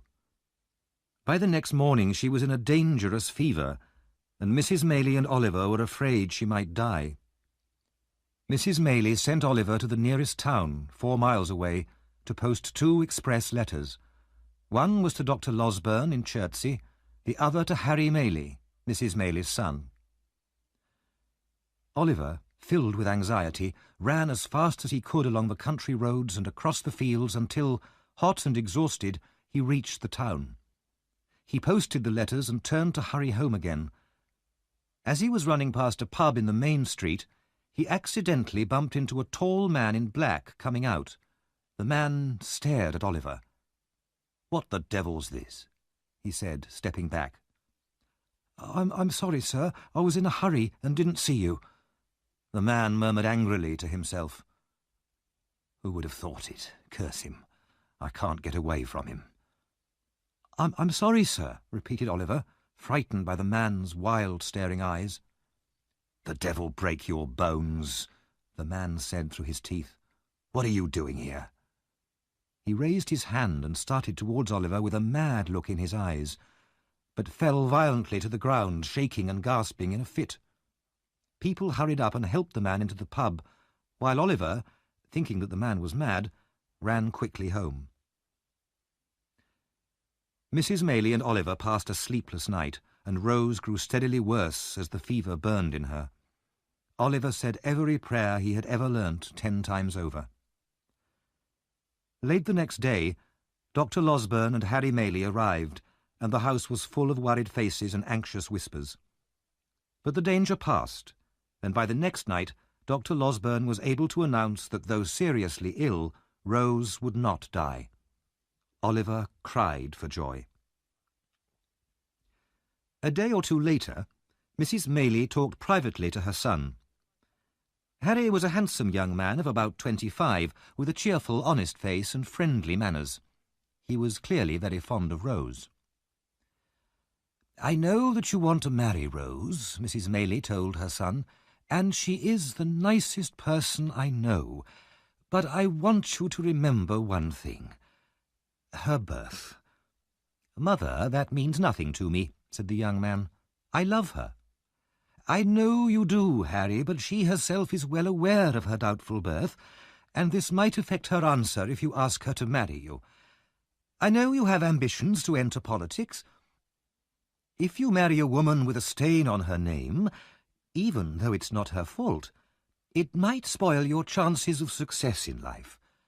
Society is cruel, Harry. People might use the knowledge of your wife's doubtful birth against you, and against your children too, and one day you might begin to regret your marriage."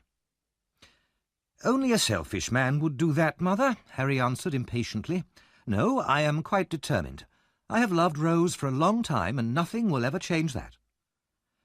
Mrs. Maylie sighed. "And she, I know, is very fond of you. But she herself may try to protect you and refuse an offer of marriage from you for your sake. Remember that, Harry. But now I must go back and sit with her." "Will you tell her how much I've worried about her?" asked Harry. "And how anxious I am to see her again?" "Of course I will," replied Mrs. Maylie.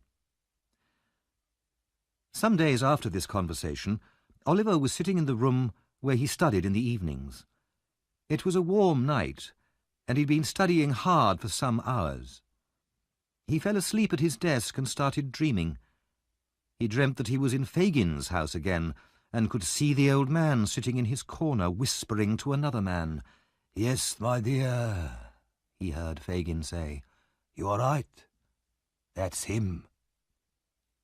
In Oliver's dream, the other man answered, "Of course it is. I told you I'd seen him. I'd recognise him anywhere. If I walked across his unmarked grave, I'd know it was him buried under the ground." He said this with such hatred that Oliver woke up from fear. In front of him, at the open window, so near he could almost touch them, were Fagin and the strange wild man he had bumped into outside the pub in the town. In a flash, they were gone. Oliver sat still, white with terror, for a second, then shouted loudly for help. Harry and Dr. Losberne came running, and hearing what had happened, they rushed outside into the night and searched the garden and the fields around. There was no sign of anybody. "It must have been a bad dream, Oliver," said Harry, breathless after running through the fields. He had heard all about Oliver's past from his mother. "No," replied Oliver, still frightened. "I saw them both as plainly as I see you now." Nothing more was seen or heard of the two men, and after a few days the event was forgotten. Rose recovered rapidly and was soon able to go outside again. Harry Maylie waited a few days, then, as his mother had expected, he asked Rose to marry him, and as his mother had warned him, Rose refused. "Don't you love me?" he asked her, holding her hand. "I do," she whispered. "But please try to forget me. It would ruin your future as a politician if anybody found out about my birth. I could never, never forgive myself." Harry paused for a few minutes. "Tell me one thing, dear Rose. Could you have accepted if your past had been different? Or if I'd been poor and friendless with no hope of riches or success?" "I could," answered Rose, covering her face to hide her tears. "But as you are, I can never be more than a friend to you." "I shall ask you once more," said Harry softly. "In a year's time, or less, I shall ask you to change your mind."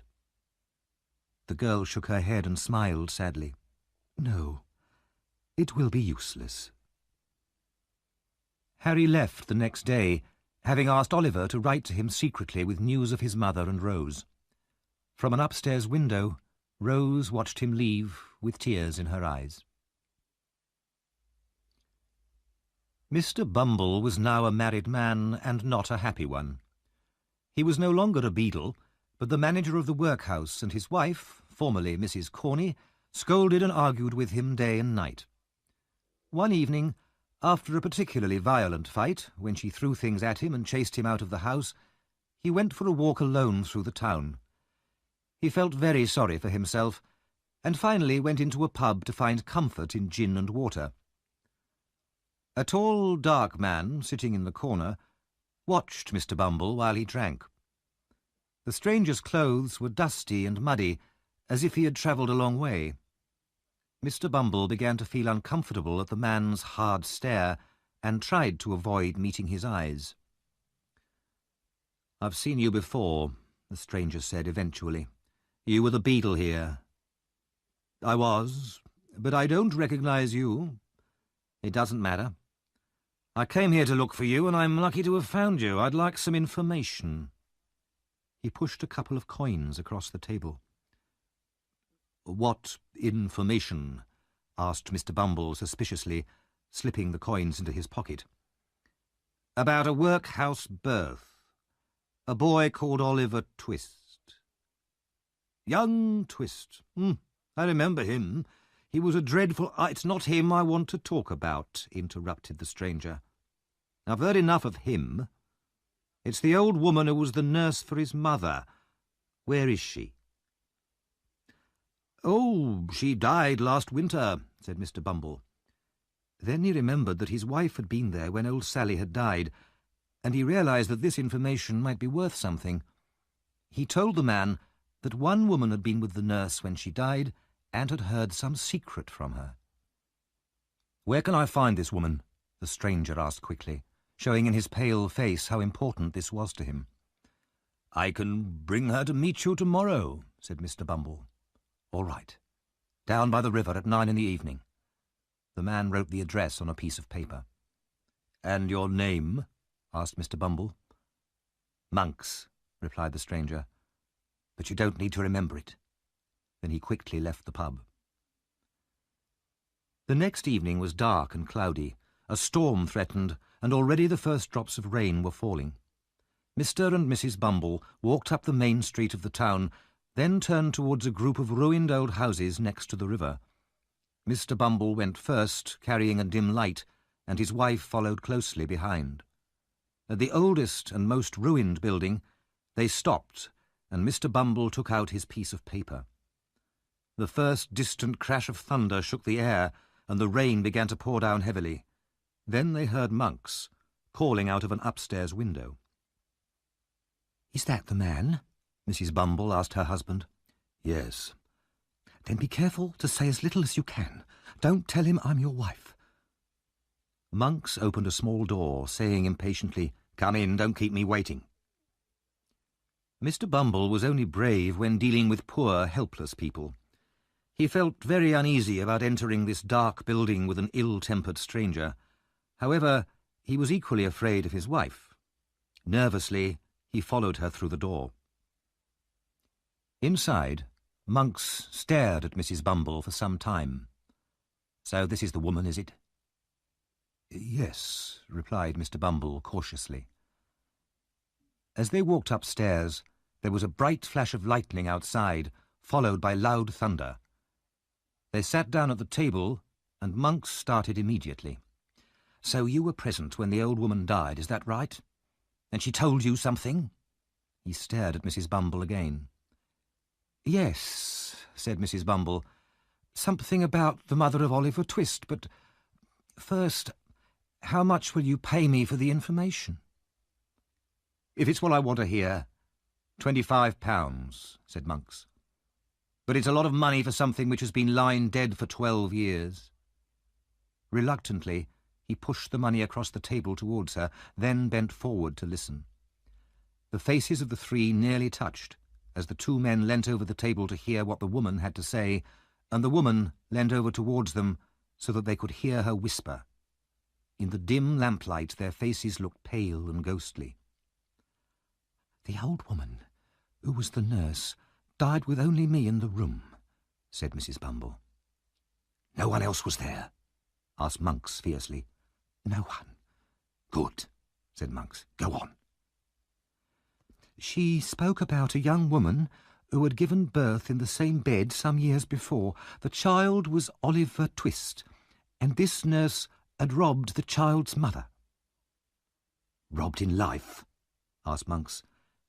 "In death. She stole from the body when it was hardly cold, but the old woman fell back and died before she could tell me more." "It's a lie," shouted Monks furiously. "You know more. I'll kill you both if you don't tell me what else she said."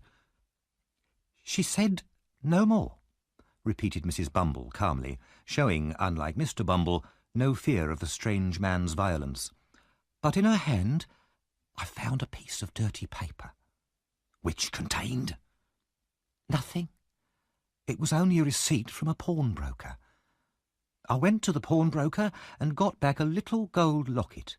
Inside was a gold wedding ring, and on the locket itself the name Agnes."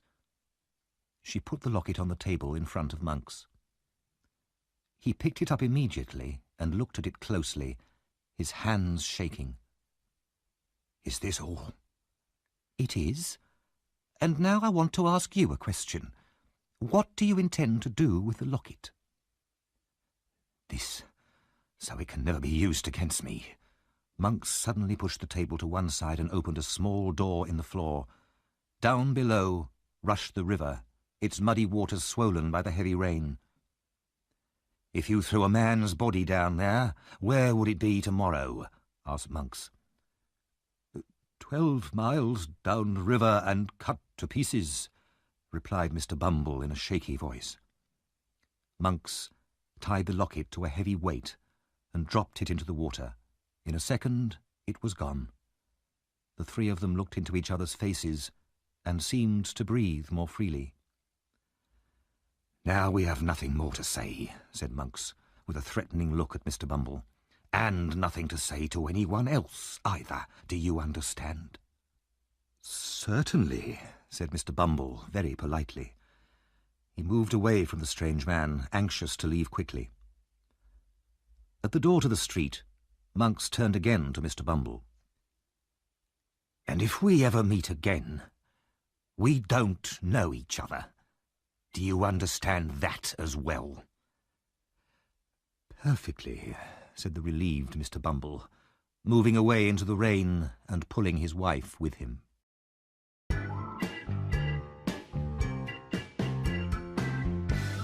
Chapter 11. Nancy Makes a Visit. On the evening after the Bumbles' little business meeting, Mr. Bill Sykes, waking from a sleep, called out to ask the time. The room he was lying in was very small and dirty. It was a different room from the one he had occupied before the Chertsey expedition, but it was in the same poor part of London. There were so few possessions or comforts in the room that it was clear Mr. Sykes had met hard times. He himself was thin and pale from illness, and was lying on the bed, wrapped in an old coat. The white dog lay on the floor next to him. Seated by the window was Nancy, repairing Sykes' old jacket. She too was thin and pale. At Sykes' voice, she raised her head from her work. "Not long past 7, she said. "How do you feel now, Bill?" "As weak as water. Help me get up, will you?" As Nancy helped him out of bed, Sykes swore and cursed at her clumsiness. Illness had not improved his temper. "You wouldn't speak like that if you knew how kindly I'd nursed you these last few days," said Nancy. "So many nights I've looked after you." She sat down in a chair, exhausted. "Get up," shouted Sykes. "What's wrong with you?" But Nancy was unable to get up. Her head fell back against the chair and she fainted. Sykes swore and cursed again, but Nancy remained unconscious. "What's the matter here?" asked a voice from the door, and Fagin, followed by the artful Dodger and Charlie Bates, entered the room. When they saw Nancy, they hurried to help her. Charlie rubbed her hands, and the Dodger gave her a drink from the bottle he carried. Gradually, Nancy recovered her senses.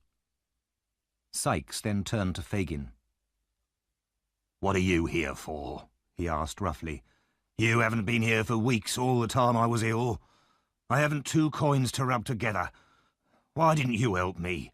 You treat me worse than a dog." "Don't be bad-tempered, my dear," said Fagin calmly. "I haven't forgotten you, Bill." "Well, what about some money, then? I've done enough work for you recently. What about some money?" "I haven't a single coin with me, my dear," said Fagin. "Then go and get some. You've got lots at home." "No, I don't trust you. Nancy can go back with you to your house and fetch some money. I'll stay here and sleep." After a good deal of arguing, Fagin managed to reduce the amount Sykes was demanding from £5 to £3. He went back to his house with Nancy and the boys. When they were inside, Fagin told the girl, "I'll just go upstairs and fetch the cash for Bill, my dear.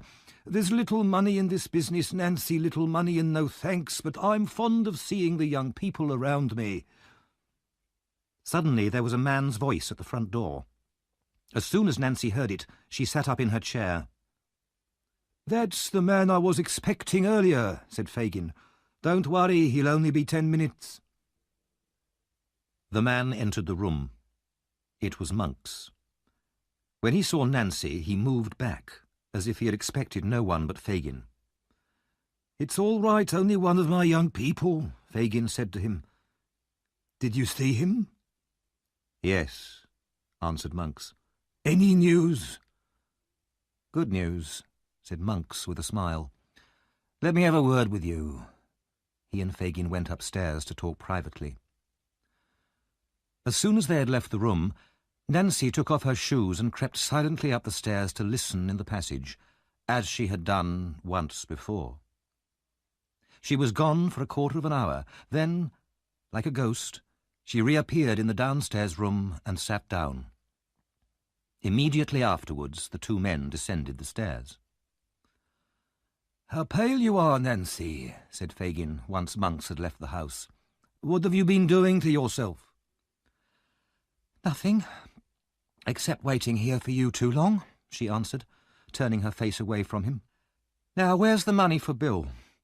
With a sigh for every piece of money, Fagin put the agreed amount into her hand. When Nancy was out in the street again, she sat down on a doorstep and for a few minutes seemed unable to move. Then she started running wildly through the streets, and when she was exhausted she stopped and burst into tears. This strange mood seemed to leave her then, and she turned and hurried back to Sykes' house. At first, when she returned, Sykes noticed nothing unusual about her. Fagin, with his sharp, suspicious eyes, would have noticed something at once. But as night came, the girl's nervous excitement increased, and even Sykes was alarmed by the paleness in her cheeks and the fire in her eye. He lay in bed, drinking hot gin and water and staring at her. "You look like a corpse that's come back to life again. What's the matter with you tonight?" "Nothing. Why are you staring at me so hard?" "Either you've caught the fever yourself or... No, you're not going to... You wouldn't do that." "Do what?" asked the girl. "There's not a girl alive as loyal as you. If you weren't, I'd have cut your throat months ago. No, you must have the fever coming on, that's it. Now, give me some of my medicine." Nancy quickly poured out his medicine with her back to him. He took it, and after turning restlessly for some time, he eventually fell into a deep, heavy sleep. "The drug's taken effect at last," Nancy said to herself as she rose from her position beside the bed. "I hope I'm not too late."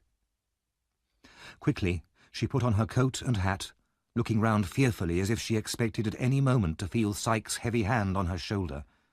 She kissed the robber's lips softly, then ran from the house without a sound.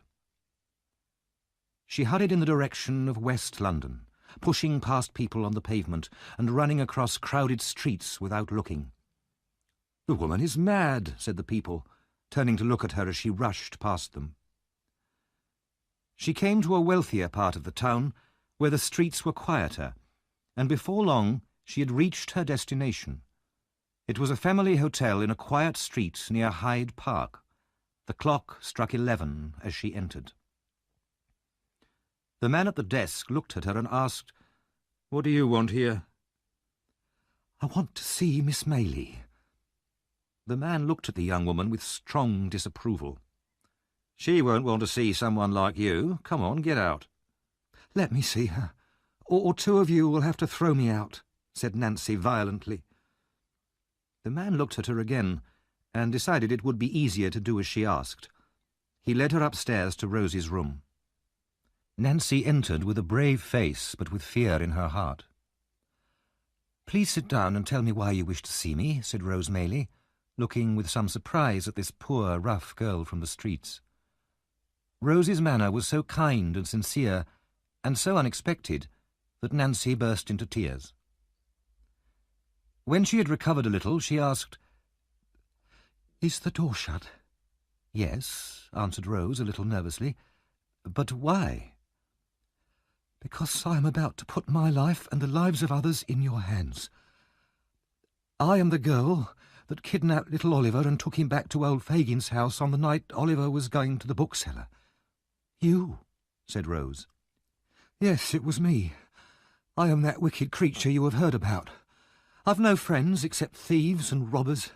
I've lived on the streets since I was a child, cold, hungry, among people who are always drunk and fighting, and that's where I'll die too." "I pity you," said Rose in a broken voice. "But I'll tell you why I'm here. Do you know a man called Monks?" "No," answered Rose. "He knows you. I heard him tell Fagin that you were at this hotel. Maybe he's changed his name. Soon after Oliver was put into your house on the night of the robbery, I listened in secret to a conversation between Monks and Fagin in the dark. And I heard Monks say that he'd seen Oliver in the street and that he knew at once Oliver was the child he was looking for, although I couldn't hear why. Monks then agreed to pay Fagin some money if he could find Oliver again, and more money if he could turn the poor boy into a thief." "Why?" asked Rose. "He saw my shadow on the wall as I listened and I had to escape. I didn't see him again until last night." "And what happened then?"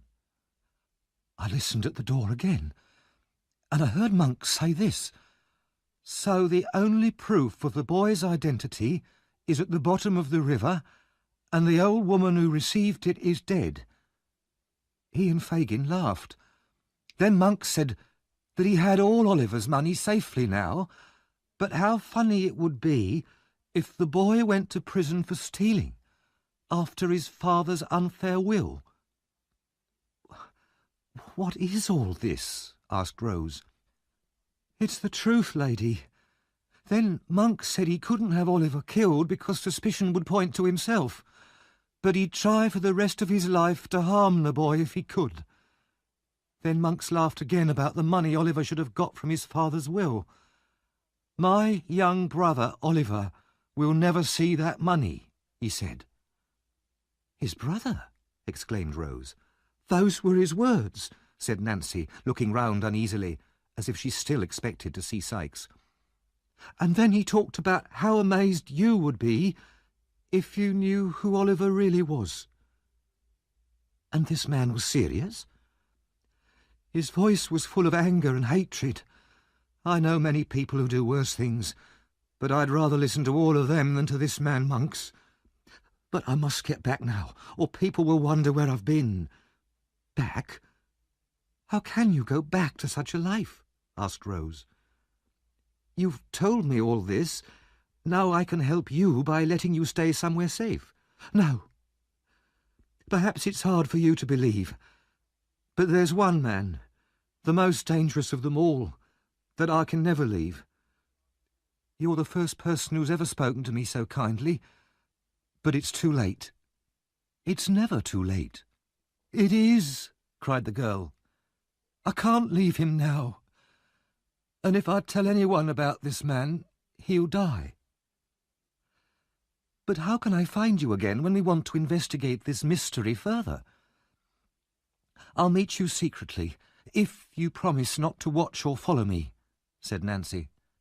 "And if you promise just one more thing, not to do anything to hurt the man I can never leave." "I promise." "Every Sunday night, between 11 and 12, I will walk on London Bridge if I am alive. Meet me there if you want more information." As Nancy said these words, she left the room and ran down the stairs and out into the street once more. Rose was left alone, her thoughts in great confusion, as she wondered desperately what to do and who to ask for advice. The next morning, Oliver, who had been out walking, ran into Rose's room at the hotel. He was breathless with excitement. "I can't believe what I've seen. Now you'll all know that I've told you the truth," he shouted. "I know you've always told us the truth, but what are you talking about?" asked Rose. "I've seen Mr. Brownlow, the kind man who was so good to me." "Where?" "Going into a house," said Oliver, crying with joy. "I've got the address here." "Quick," said Rose, "call a coach. I'll take you there immediately." The idea came to Rose that perhaps Mr. Brownlow would advise her. She had been afraid to tell Nancy's story to Dr. Losberne, since the good doctor was very excitable and often acted with more enthusiasm than wisdom. In less than 5 minutes they were in the coach on their way to the address.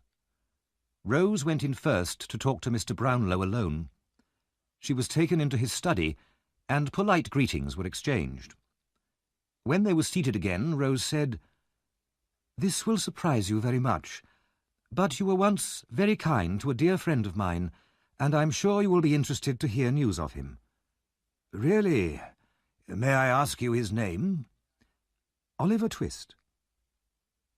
Mr. Brownlow said nothing for a few seconds, but simply stared at Rose.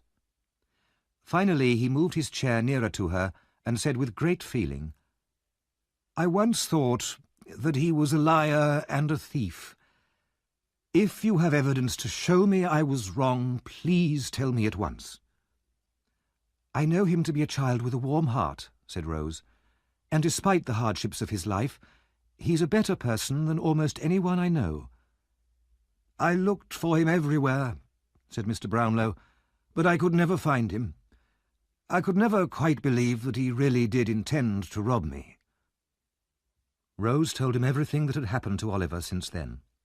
She finished by saying, "And his only sorrow for some months has been that he could not find you, his former friend." "Thank God," said Mr. Brownlow. "This is great happiness to me. Great happiness. But why haven't you brought him with you, Miss Maylie?" "He's waiting in a coach at the door," replied Rose. Mr. Brownlow hurried out of the room, down the stairs, and into the coach without another word. In a minute he had returned with Oliver. "How well he looks," he said. "New clothes, the same sweet face, but not so pale. The same eyes, but not so sad." They talked with great joy for some time. Then Mr. Brownlow sent for Mrs. Bedwin, the old housekeeper. She came in quietly and waited for her orders. "You get blinder every day," said Mr. Brownlow impatiently. "People's eyes at my time of life don't improve with age," replied the old lady. "Then put on your glasses." As she searched for them in her pocket, Oliver could not wait any longer and ran into her arms. "Dear God," she said, "it's my innocent boy." "My dear old nurse," cried Oliver. "I knew he would come back," said the old lady, holding him in her arms. "How well he's dressed, how well he looks again." She laughed and cried at the same time, and could not let Oliver go. While Oliver talked to Mrs. Bedwin, Rose asked Mr. Brownlow if she could speak to him privately.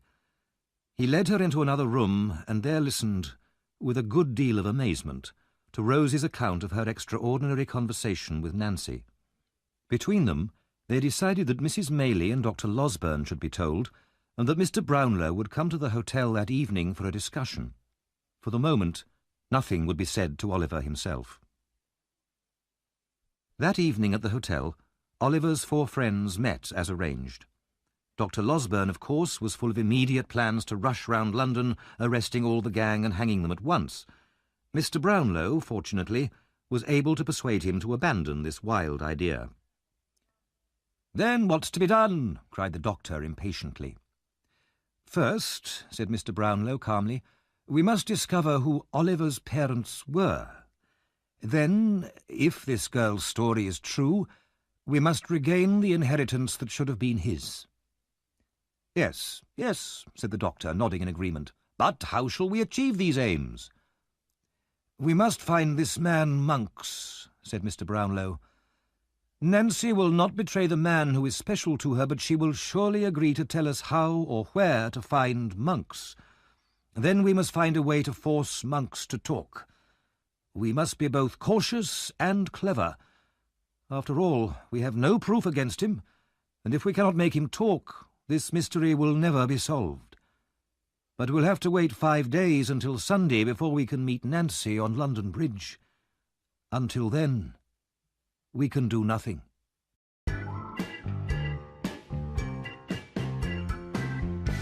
Chapter 12. Nancy keeps an appointment. On exactly the same night as Nancy had met Rose Maylie, 2 people from Oliver's hometown were making their way towards London. Their progress was slow, since they travelled on foot, and in addition the girl was carrying a heavy bag on her back. The young man carried nothing. From time to time he turned to shout at the girl behind him. "Hurry up! What a lazy creature you are, Charlotte! I'll come and give you a kick if you don't move faster." The young man was Noah Claypole, who had made Oliver's life so miserable at Mr. Sowerberry's house. He was now taller and uglier, but otherwise little changed. He and Charlotte had grown tired of the undertaking business, and had set off to London to start a new life, with all the money from Mr. Sowerberry's shop in their pockets. Eventually they entered London, and Noah began to look for a quiet, cheap pub where they could spend the night. Charlotte followed obediently at his heels as they walked through a district of narrow, dirty streets. At last Noah found a pub that he thought was suitable. It was dark and dirty, with a few rough-looking men in the bar. They entered and asked for a room for the night and a meal of cold meat and beer, which they ate in the bar. The beer made Noah talkative, and he began to boast. "So it's no more coffins for us, my girl. We can do better than just robbing Mr. Sowerberry. In London, there are pockets, houses, coaches, even banks. I like the sound of it, Noah, but how are we going to do all this? Asked Charlotte. We can meet people who know about these things. I'd like to be the leader of some gang if there's a good profit to be made in that kind of work. Noah felt very pleased with himself and looked forward to an easy life of crime in the capital. They talked about their plans for a few minutes. Then a stranger, who had been sitting unseen round the corner, came up to them. The stranger was Fagin. He greeted them in a very friendly and cheerful way, sat down with them, and immediately ordered more beer for Noah. "That's good beer," said Noah, already a little drunk. He thanked the stranger for the drink. "Expensive too," said Fagin. "If you drink that every day, my dear, you'll need to empty pockets, houses, coaches, even banks." When he heard his own words repeated, Noah went pale with terror. The stranger must have heard everything, even how they had robbed Mr. Sowerberry. "Don't worry," laughed Fagin, pulling his chair closer. "You're lucky it was only me who heard you." "I didn't take it," said Noah quickly. "It was the woman who did it." "It doesn't matter who did it, my dear," replied Fagin, looking quickly at Charlotte, "because I'm in that business myself, and the people in my house as well. I can introduce you to the right people if you're interested. You both look like good workers." Charlotte and Noah felt a mixture of fear and pleasure. "What would you want me to do?" asked Noah. "Something light, if possible," he added. "What about spying on people?" asked Fagin. "Or robbing young children who are going shopping for their mothers? That's light work and easy." Noah laughed. "That sounds like just the thing for me. And what will I earn for this work?" "You can live free in my house and give me half of what you earn." After further discussion, and the transfer of Mr. Sowerberry's money from Noah's pocket to Fagin's, agreement was reached. The next day, Noah and Charlotte went to live in Fagin's house and began to be instructed in their new profession.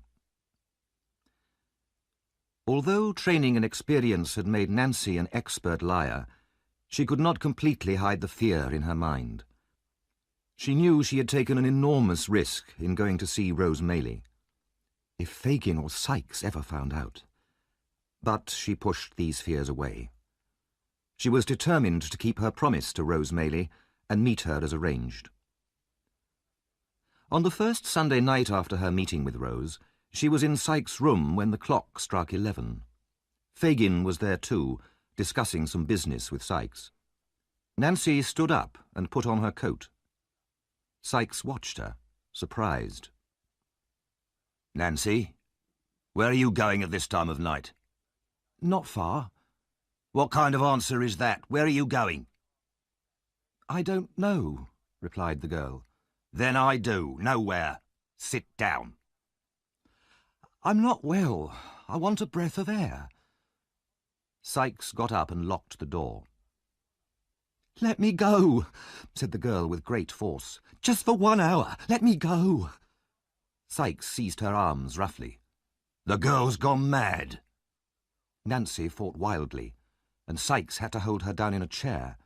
She continued to scream and fight until midnight when, exhausted and tearful, she stopped struggling. She went into another room and threw herself on a bed. "She's a strange girl," Sykes said to Fagin, shaking his head. "Why did she suddenly decide to go out tonight? I thought that after all these years I'd finally tamed her. She must be ill. Perhaps she's still got a bit of fever." "That must be it," said Fagin, nodding thoughtfully. As he walked home, Fagin's eyes were sharp with suspicion.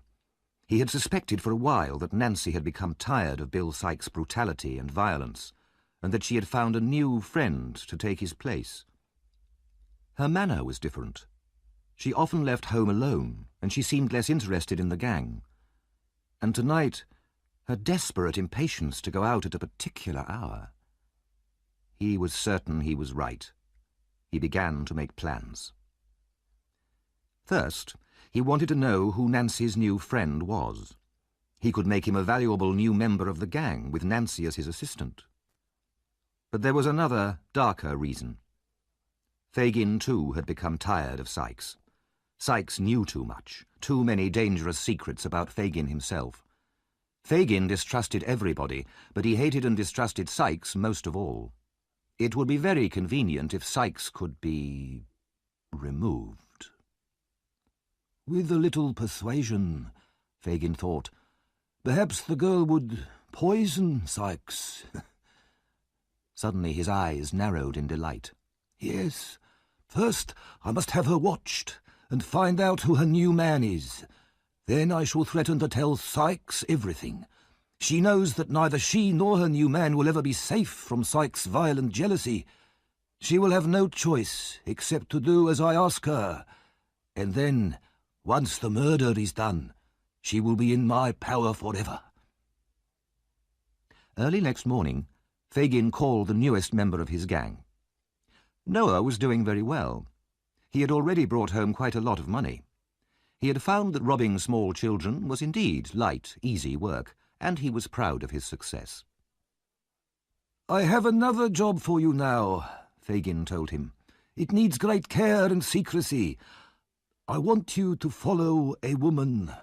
I want to know where she goes, who she sees, and, if possible, what she says. I will pay you £1 for this information. Noah's eyes were wide with greed. I'm the right man for this job. Who is she? One of us. What? You don't trust her, then? Exactly so, my dear. Exactly so, smiled Fagin. The following Sunday, soon after 11 o'clock, a woman walked quickly through the dark streets towards London Bridge. A mist hung over the river, and the buildings on the far bank could hardly be seen. A man followed some distance behind her, keeping to the darkest shadows. It was a cold, damp night, and there were very few people on the streets at this late hour. When the woman reached the centre of the bridge, she stopped and looked around anxiously. The man following her stopped too. The heavy bell of St. Paul's Cathedral rang out, announcing the death of another day. Just as it finished, a grey-haired man and a young woman got out of a coach and walked across the bridge. They met the woman, who took them down some steps leading to the river bank. They stood in deep shadow by the wall of the bridge. The man hurried down some other steps, crept up to the corner of the wall, and listened. Nancy spoke first. I'm so frightened tonight, I can hardly breathe. Frightened of what? Asked Mr. Brownlow. He seemed to pity her. I wish I knew. Horrible thoughts of death and blood have been with me all day. I don't know why. Speak to her kindly, said Rose to Mr. Brownlow. Poor girl. She seems to need it. I couldn't come last Sunday, continued the girl. I was kept in by force. But tonight he'll be out all night until daylight. Now, before I tell you anything else, I must tell you that I don't want Fagin or any of the other members of the gang to be handed to the police. Why not? Because I couldn't betray them. They've been loyal to me, and I'll stay loyal to them. Then just tell us how we can get Monks, and I promise none of your friends will be harmed, said Mr. Brownlow. And Monks will never know how you found out about him? She asked. We promise, said Rose gently. Nancy then told them, in so low a voice that the listener round the corner could hardly hear her, where Monks often went for a drink and what he looked like. She finished by saying, On his throat, high up, there is... A bright red mark? Asked Mr. Brownlow. Do you know him? Asked Nancy in surprise. I think I do. Mr. Brownlow murmured to himself, It must be him. Then more loudly he said to Nancy, Thank you for everything you've told us. But now, how can you go back to these people? Come with us now, tonight. We can arrange for you to be hidden from them all forever if you want us to. The girl shook her head. I'm chained to him, bad as they are. I've gone too far to change my life now. She looked nervously over her shoulder. I can feel those dreadful terrors again, visions of blood and death. I must go home. Mr. Brownlow and Rose could not persuade her to change her mind. Sadly, they turned to leave, and when they had gone, Nancy fell to the ground in a storm of tears. Meanwhile, Noah Claypole, amazed by all that he had heard, crept up the steps and ran for Fagin's house as fast as his legs could carry him.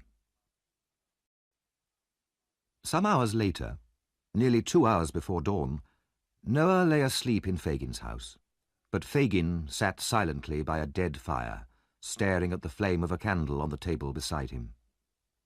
With his pale, wrinkled face and his red, staring eyes, he looked like a devil out of hell. Hatred ran like poison through his every thought. Hatred for the girl who had dared to talk to strangers, who had ruined his plan to get rid of Sykes. He did not believe her promise not to betray him, and he feared that he would now be caught and hung. Just before dawn, Sykes entered the room, carrying a bundle which contained the results of his night's work. Fagin took what Sykes gave him, then stared at the robber for a long time without speaking. "Why are you looking at me like that?"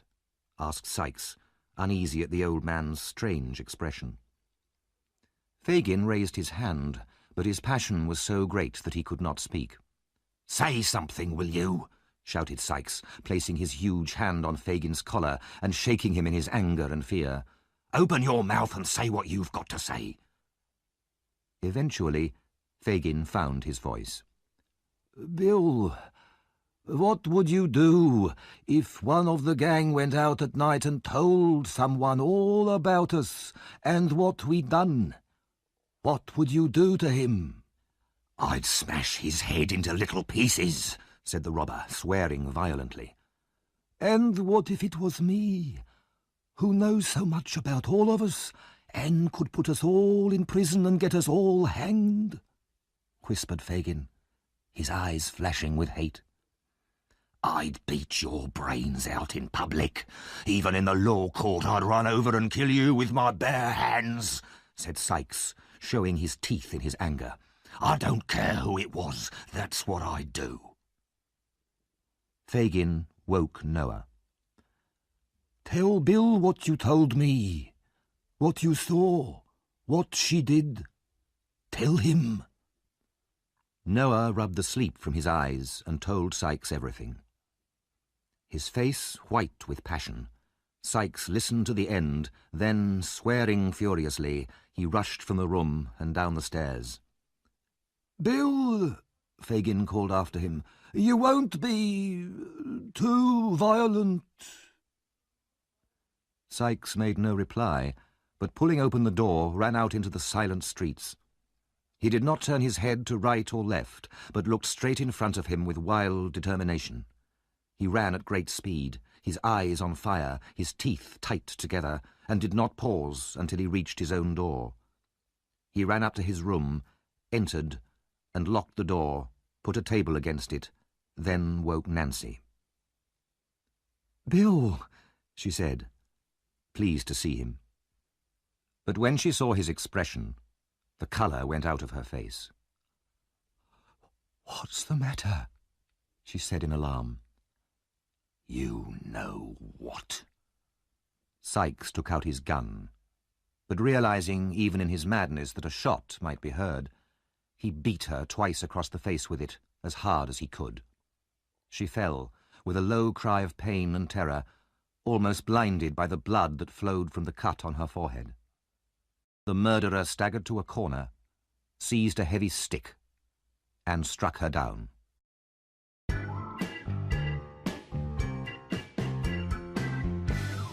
Chapter 13. The End of the Gang. The sun burst upon the crowded city in all its brightness. It lit up every corner of London, the great houses of the rich and the miserable homes of the poor. It shone everywhere, even into the room where the murdered woman lay. The horror of that scene was even more dreadful in the clear morning light. Sykes sat there, unable to move, looking at the body. He had thrown the blood-covered stick into the fire, then washed himself and his clothes. He had cut out the bits of his clothes that were stained and burnt them too, but there were still bloodstains all over the floor. Even the dog's feet were bloody. Finally, he forced himself to leave the room, pulling the dog out with him and locking the door behind him. He walked rapidly north, towards Highgate, then on to Hampstead. On the open land of Hampstead Heath, away from people and houses, he found a place in a field where he could sleep without being disturbed. But before long, he was up again and running. This time he ran back towards London for a while. Then he turned and went north again, sometimes walking, sometimes running, with no clear purpose in his mind. Eventually he felt hungry and changed direction towards Hendon, a quiet place away from the crowds, where he could buy food. But even the children and chickens there seemed to look at him with suspicion. So he turned back towards Hampstead Heath again, without having eaten, uncertain where to go. At last he turned north again, his dog still running at his heels, and set off to a village just outside London. He stopped at a small, quiet pub and bought a meal, then went on again. It was now dark, and as he continued walking, he felt as if Nancy were following him, her shadow on the road, her last low cry in the wind. If he stopped, the ghostly figure did the same. If he ran, it ran too, moving stiffly like a corpse. Sometimes he turned, determined to drive the ghost away, but his blood ran cold with terror. Every time he turned, the ghost turned too, and was still behind him. Finally, he found another field where he could hide. He lay down, unable to sleep, his mind filled with visions of the dead girl. Her wide, dead eyes stared at him, watching him through a curtain of blood. Suddenly, he heard shouting in the distance. He jumped to his feet and saw that the sky seemed on fire. Sheets of flame shot into the air, driving clouds of smoke in his direction. He heard an alarm bell and more shouts of fire. Running with his dog across the fields, he joined the crowds of men and women fighting the fire. He could forget his own terror in this new danger, and he worked all night with the crowd, shouting, running, and working together to stop the flames destroying more buildings. In the morning, the mad excitement was over, and the dreadful memory of his crime returned, more terrifying than ever. In desperation, he decided to go back to London. At least there'll be somebody I can speak to, he thought to himself. And it's a better hiding place than out here in the country. I'll hide there for a week, get some money out of Fagin, then escape to France. Suddenly he remembered the dog. People would be looking for his dog as well as himself. He decided to drown the animal. But the dog smelt the man's fear and turned and ran away from him faster than it had ever run in its life. "You have a choice, Mr. Monks," said Mr. Brownlow. "You have been kidnapped and brought here to my house. You can either tell me what I want to know, or I'll have you arrested, instantly, for fraud and robbery. It's your choice, and you must decide now, at once." Monks hesitated and looked at the old man, but Mr. Brownlow's expression was so serious and determined that the younger man realized it was pointless to protest. "I didn't expect this treatment from my father's oldest friend," said Monks angrily, sitting down with a frown on his face. "Yes, I was your father's oldest friend," said Mr. Brownlow. "And I know all about you, how your father, while still a boy, was forced by his family into an unhappy marriage with an older woman, and how you were the result of that marriage. I also know that your parents separated, hating each other by the end. Well, what's so important about that?" "When they'd been separated for 10 years, said Mr. Brownlow, your father met another family. There were 2 daughters, one 19 years old and the other only 2 or 3. Your father became engaged to the older daughter. At this point, one of his rich relations died and left him a lot of money in his will. Your father had to travel to Italy to receive his inheritance, and while there, he became ill and died. Your mother, who was living with you in Paris, immediately rushed to Italy when she heard the news. As your father had made no will of his own, all the relations' money came to you and her. Monks listened with close attention, biting his lip and staring at the floor. Before your father went to receive that money, he came to see me, continued Mr. Brownlow slowly, his eyes fixed on Monk's face. I never heard that before, said Monks, looking up suddenly, a suspicious expression on his face. He left me a picture of the poor girl he wanted to marry. He talked wildly about shame and guilt, and how he would give part of the money he'd inherited to his wife and to you, and use the rest to escape from England with the girl he loved. He refused to tell me any more details. Monks breathed more easily, and even smiled. But, said Mr. Brownlow, pulling his chair nearer to the other man, by chance I was able to rescue your brother Oliver from a life of misery and— What? Cried Monks. Mr. Brownlow continued without a pause, and when he was recovering from his sickness here in my house, I noticed how similar he looked to the girl's face in the picture. But he was taken away before I could discover his history, as you know very well. You can't prove anything, said Monks. I can. I heard that you were in the West Indies. I went there to try and find you, to see if you knew anything about Oliver, but you'd already left. I returned to London, and was unable to find you until 2 hours ago. And now what? You can't prove that Oliver's my brother. Monks smiled unpleasantly. I couldn't before, said Mr. Brownlow, standing up, but now I can. There was a will, but your mother destroyed it. This will mentioned a child that would be born later. This was Oliver, the child you met later by accident. You noticed his resemblance to your father, and you became suspicious. You then went back to his birthplace, found proof of his birth and the fact that he's your half-brother, and destroyed that proof. Monks sat in silence, his eyes filled with fear. Yes, continued Mr. Brownlow fiercely, shadows on the wall have caught your whispers with Fagin and brought them to my ear. For the sake of that innocent child whom you wanted to destroy. And now murder has been done, and you are as guilty of that as if you had struck the blow yourself. No, no, said Monks quickly. I knew nothing of that, nothing at all. He was silent for a while, realizing how much was known about him. Hatred and fear fought inside him, but he was a coward at heart. At last, seeing no escape, he raised his head. I will admit everything in front of witnesses if necessary. Mr. Brownlow nodded coldly. I will prepare a document for you to sign. You must give Oliver what is really his, and then you can go where you please. At that moment, Dr. Losburn rushed into the room.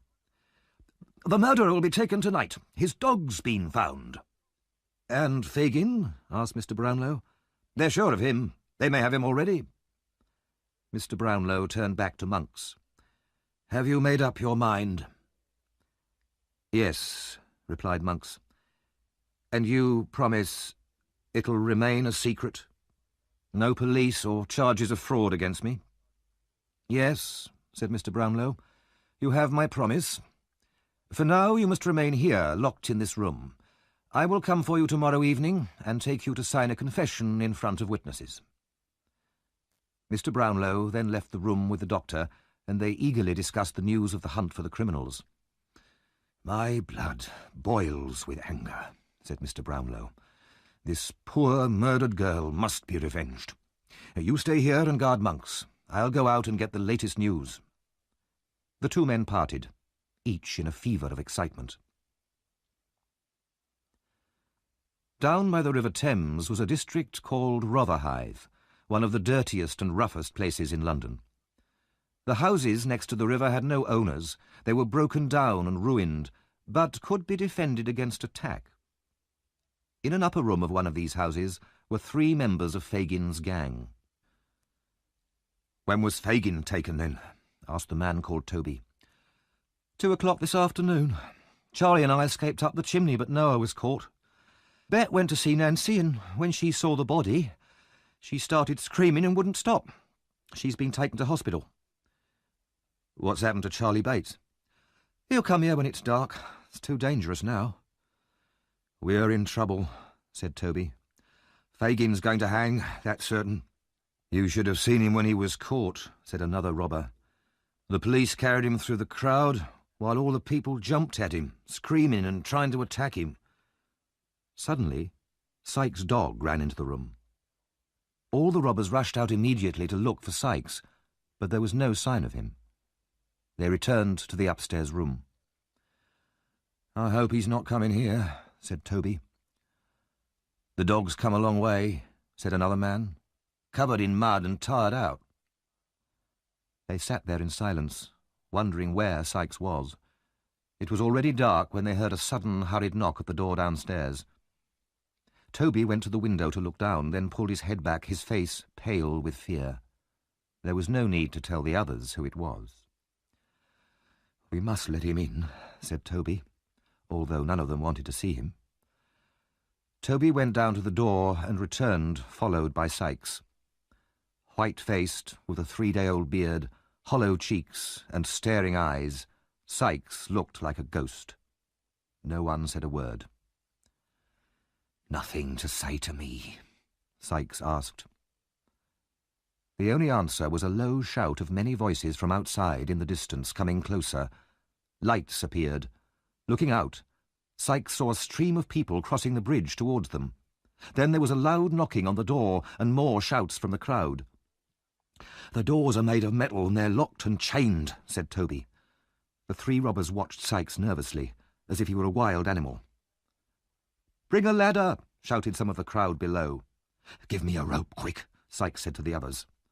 "I'll go the other way, climb down the back and escape over the river. Get me a rope, now, or I'll do 3 more murders." A minute later, Sykes appeared on the roof, and the shouts from the crowd below swelled to a great roar. Then the front door was smashed down and people streamed into the house. Sykes quickly tied the rope around the chimney, then began to tie the other end around himself, ready to lower himself to the ground behind the house. But just as he put the rope over his head, he screamed in terror and threw his arms above his head. He staggered back, slipped, and fell over the edge of the roof. As he fell, the rope tightened around his neck with a horrible jerk. In a second, the murderer was dead, and there he hung, his body swinging gently from side to side. The dog, which had followed its master onto the roof, jumped down towards the lifeless body, missed, and fell dead on the stones below.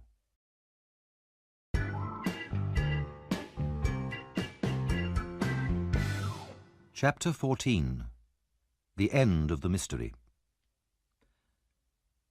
The next day, Oliver travelled with Mr. Brownlow, Dr. Losberne, Mrs. Maylie, and Rose back to his birthplace. He had been told a little of his history, and knew that there would be more explanations at the end of this journey. He was anxious and uncertain, wondering what he would hear. But towards the end of the journey, he began to recognise familiar places, and in great excitement pointed them out to Rose. There was the path he had taken when he had run away. There, across the fields, was the baby farm. Then, as they drove into the town, he saw the house of Mr. Sowerberry the undertaker, and the workhouse that had been his prison. They stopped at the biggest hotel in the town, and went into their rooms. During dinner, Mr. Brownlow stayed in a separate room, and the older members of the group went in and out with serious faces. Mrs. Maylie came back with her eyes red from crying. All this made Rose and Oliver, who had not been told any new secrets, very nervous and uncomfortable. At 9 o'clock, Dr. Losberne and Mr. Brownlow brought Monks into the room. Oliver was very surprised. This was the same man he had bumped into once outside a pub and seen another time with Fagin, looking in at him through the window of the country cottage. Oliver was told that Monks was his half-brother, and the boy stared at him in shock and amazement. Monks looked back at him with hatred. "We have the whole story here in these papers," said Mr. Brownlow, putting them on the table. "All we need now is for you to sign them, Monks, and to tell Oliver what happened." Monks started hesitantly.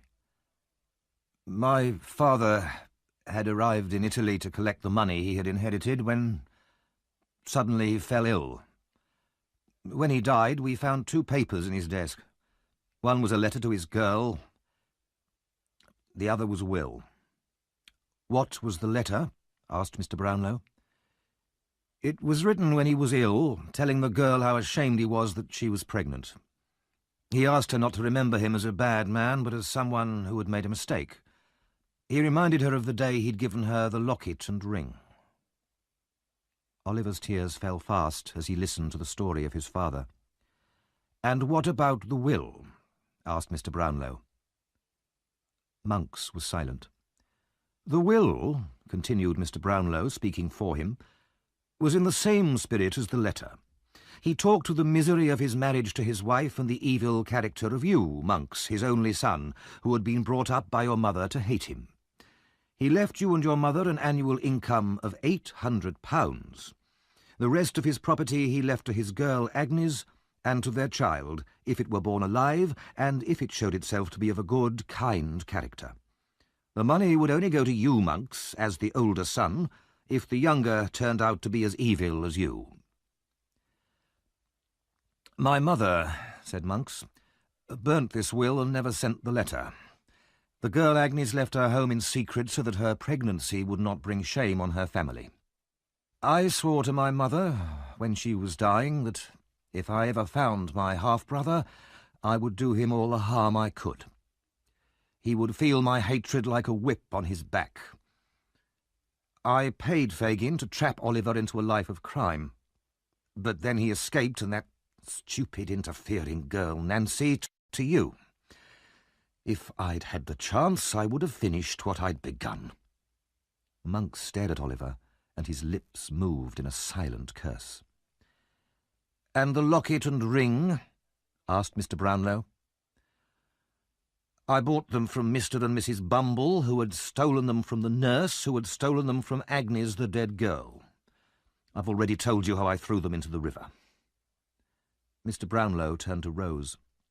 "I have one more thing to explain," he said to the girl. "I don't know if I have the strength to hear it now," she murmured, "having heard so much already." Mr. Brownlow put his hand under her arm. "You have a great deal of courage, dear child," he said kindly. He turned to Monks. "Do you know this young lady, sir?" "Yes." "I don't know you," said Rose faintly. "The father of poor Agnes had 2 daughters," said Mr. Brownlow. "What happened to the other one, who was only a young child at the time?" "When Agnes disappeared," replied Monks, "her father changed his name and moved to a lonely place in Wales where no one would know about the family shame. He died very soon afterwards, and this young daughter was taken in by some poor people. My mother hated Agnes and everybody connected with her. She hunted for this young sister and made sure that her life would be unhappy. She told the poor people who had taken her in that the girl was illegitimate and that she came from a bad family with an evil reputation. So the child led a life of miserable poverty, until Mrs. Maylie saw her by chance, pitied her, and took her home. "And do you see this young sister now?" asked Mr. Brownlow. "Yes, standing by your side." Rose could hardly speak. "So Oliver is my nephew?" "I can never call you aunt," cried Oliver. "You'll always be my own dear sister." They ran into each other's arms, both of them crying in their happiness. A father, sister, and mother had been lost and gained, and it was too much for one evening. They stood for a long time in silence, and the others left them alone. The court was full of faces. From every corner all eyes were on one man, Fagin. In front of him, behind, above, below, he seemed surrounded by staring eyes. Not one of the faces showed any sympathy towards him. All were determined that he should hang. At last there was a cry of "Silence!" and everyone looked towards the door. The jury returned and passed close to Fagin. He could tell nothing from their faces. They could have been made of stone. Then there was complete stillness, not a whisper, not a breath. Guilty. The whole court rang with a great shout, echoing through all the rooms as the crowd ran out of the building to tell all the people waiting outside. The news was that he would die on Monday. Fagin thought of nothing but death that night. He began to remember all the people he had ever known who had been hanged. He could hardly count them. They might have sat in the same prison cell as he was now. He thought about death by hanging, the rope, the cloth bag over the head, the sudden change from strong men to bundles of clothes hanging at the end of a rope. As his last night came, despair seized Fagin's evil soul. He could not sit still, and hurried up and down his small cell, gasping with terror, his eyes flashing with hate and anger. Then he lay trembling on his stone bed and listened to the clock striking the hours. Where would he be when those hours came round again? In the middle of that Sunday night, Mr. Brownlow and Oliver were allowed to enter the prison. Several strong doors were unlocked, and eventually they entered Fagin's cell. The old robber was sitting on the bed, whispering to himself, his face more like a trapped animal's than a human's. "You have some papers, Fagin," said Mr. Brownlow quietly, "which were given to you by monks to look after." "It's a lie," replied Fagin, not looking at him. "I haven't got any." "For the love of God," said Mr. Brownlow very seriously, "don't lie to us now, on the night before your death. You know that Sykes is dead and Monks has confessed. Where are the papers?" "I'll tell you, Oliver," said Fagin. "Come here." He whispered to him. "They're in a bag up the chimney in the front room at the top of the house. But I want to talk to you, my dear." "Yes," said Oliver. "Will you pray with me?" "Outside, outside," said Fagin, pushing the boy in front of him towards the door. "Say I've gone to sleep. They'll believe you. You can take me out with you when you go." The old man's eyes shone with a mad light. "It's no good," said Mr. Brownlow, taking Oliver's hand. "He's gone too far, and we can never reach him now." The cell door opened, and as the visitors left, Fagin started struggling and fighting with his guards, screaming so loudly that the prison walls rang with the sound. They left the prison building in the grey light of dawn. Outside in the street, huge crowds were already gathering, joking and laughing and pushing to get the best places near the great black platform where the rope hung ready for its morning's work. Less than 3 months later, Rose married Harry Maylie. For her sake, Harry had abandoned his political ambitions and had become a simple man of the church. There was no longer any mystery about Rose's birth, but even if there had been, Harry would not have cared. They lived next to the church in a peaceful village. Mrs. Maylie went to live with them and spent the rest of her days in quiet contentment. Mr. Brownlow adopted Oliver as his son. They moved to a house in the same quiet village and were just as happy. Dr. Losburn discovered suddenly that the air in Chertsey did not suit him. In less than 3 months he too had moved to a cottage just outside the village, where he took up gardening and fishing with great energy and enthusiasm. Mr. Brownlow suggested that half the remaining money from the will should be given to Monks and the other half to Oliver, although by law it should all have gone to Oliver alone.